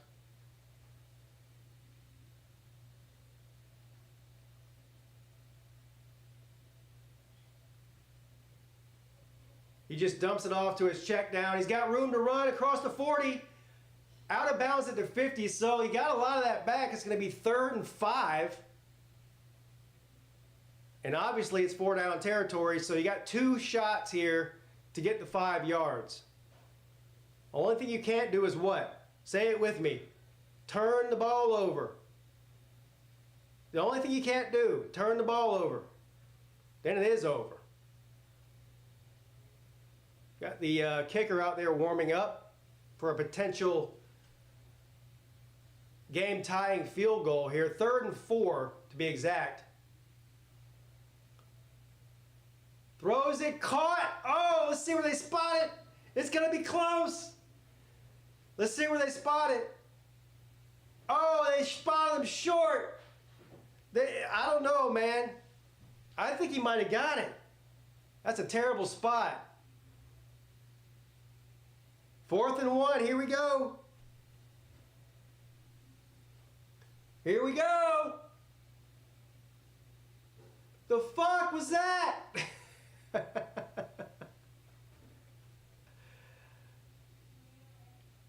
Missouri ball. Game over. Boy, Iowa. Iowa.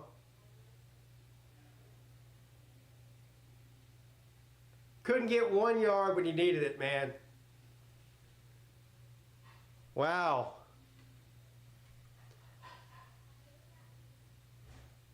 And that's going to do it, folks. Iowa can't stop the clock.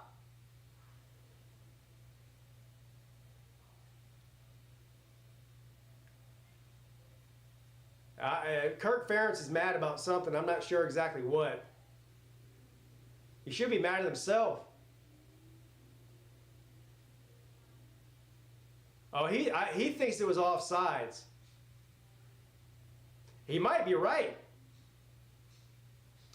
Victory formation for Missouri, and that's going to do it, everybody. Congratulations, Missouri. They're going to win 27-24. And a great game against Iowa. Music City Bowl champs, and also back-to-back double-digit wins for Missouri in 2023 and 2024.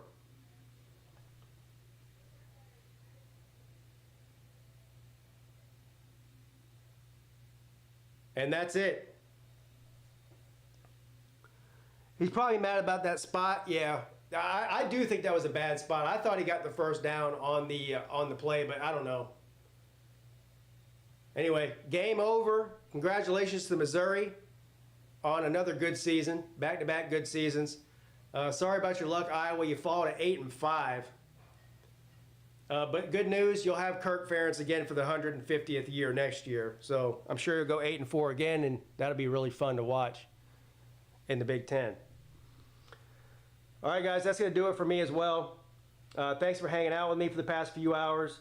I will be back tomorrow night at 7:30 for Penn State and Boise State. So, y'all come hang out with me tomorrow night, New Year's Eve. We will we'll probably keep the stream going after the game is over tomorrow night, and we'll ring in the new year together. I'll go get a bottle of champagne, and we'll do a toast and whatnot. Sound good? Good. All right, see y'all then. Have a great rest of your night.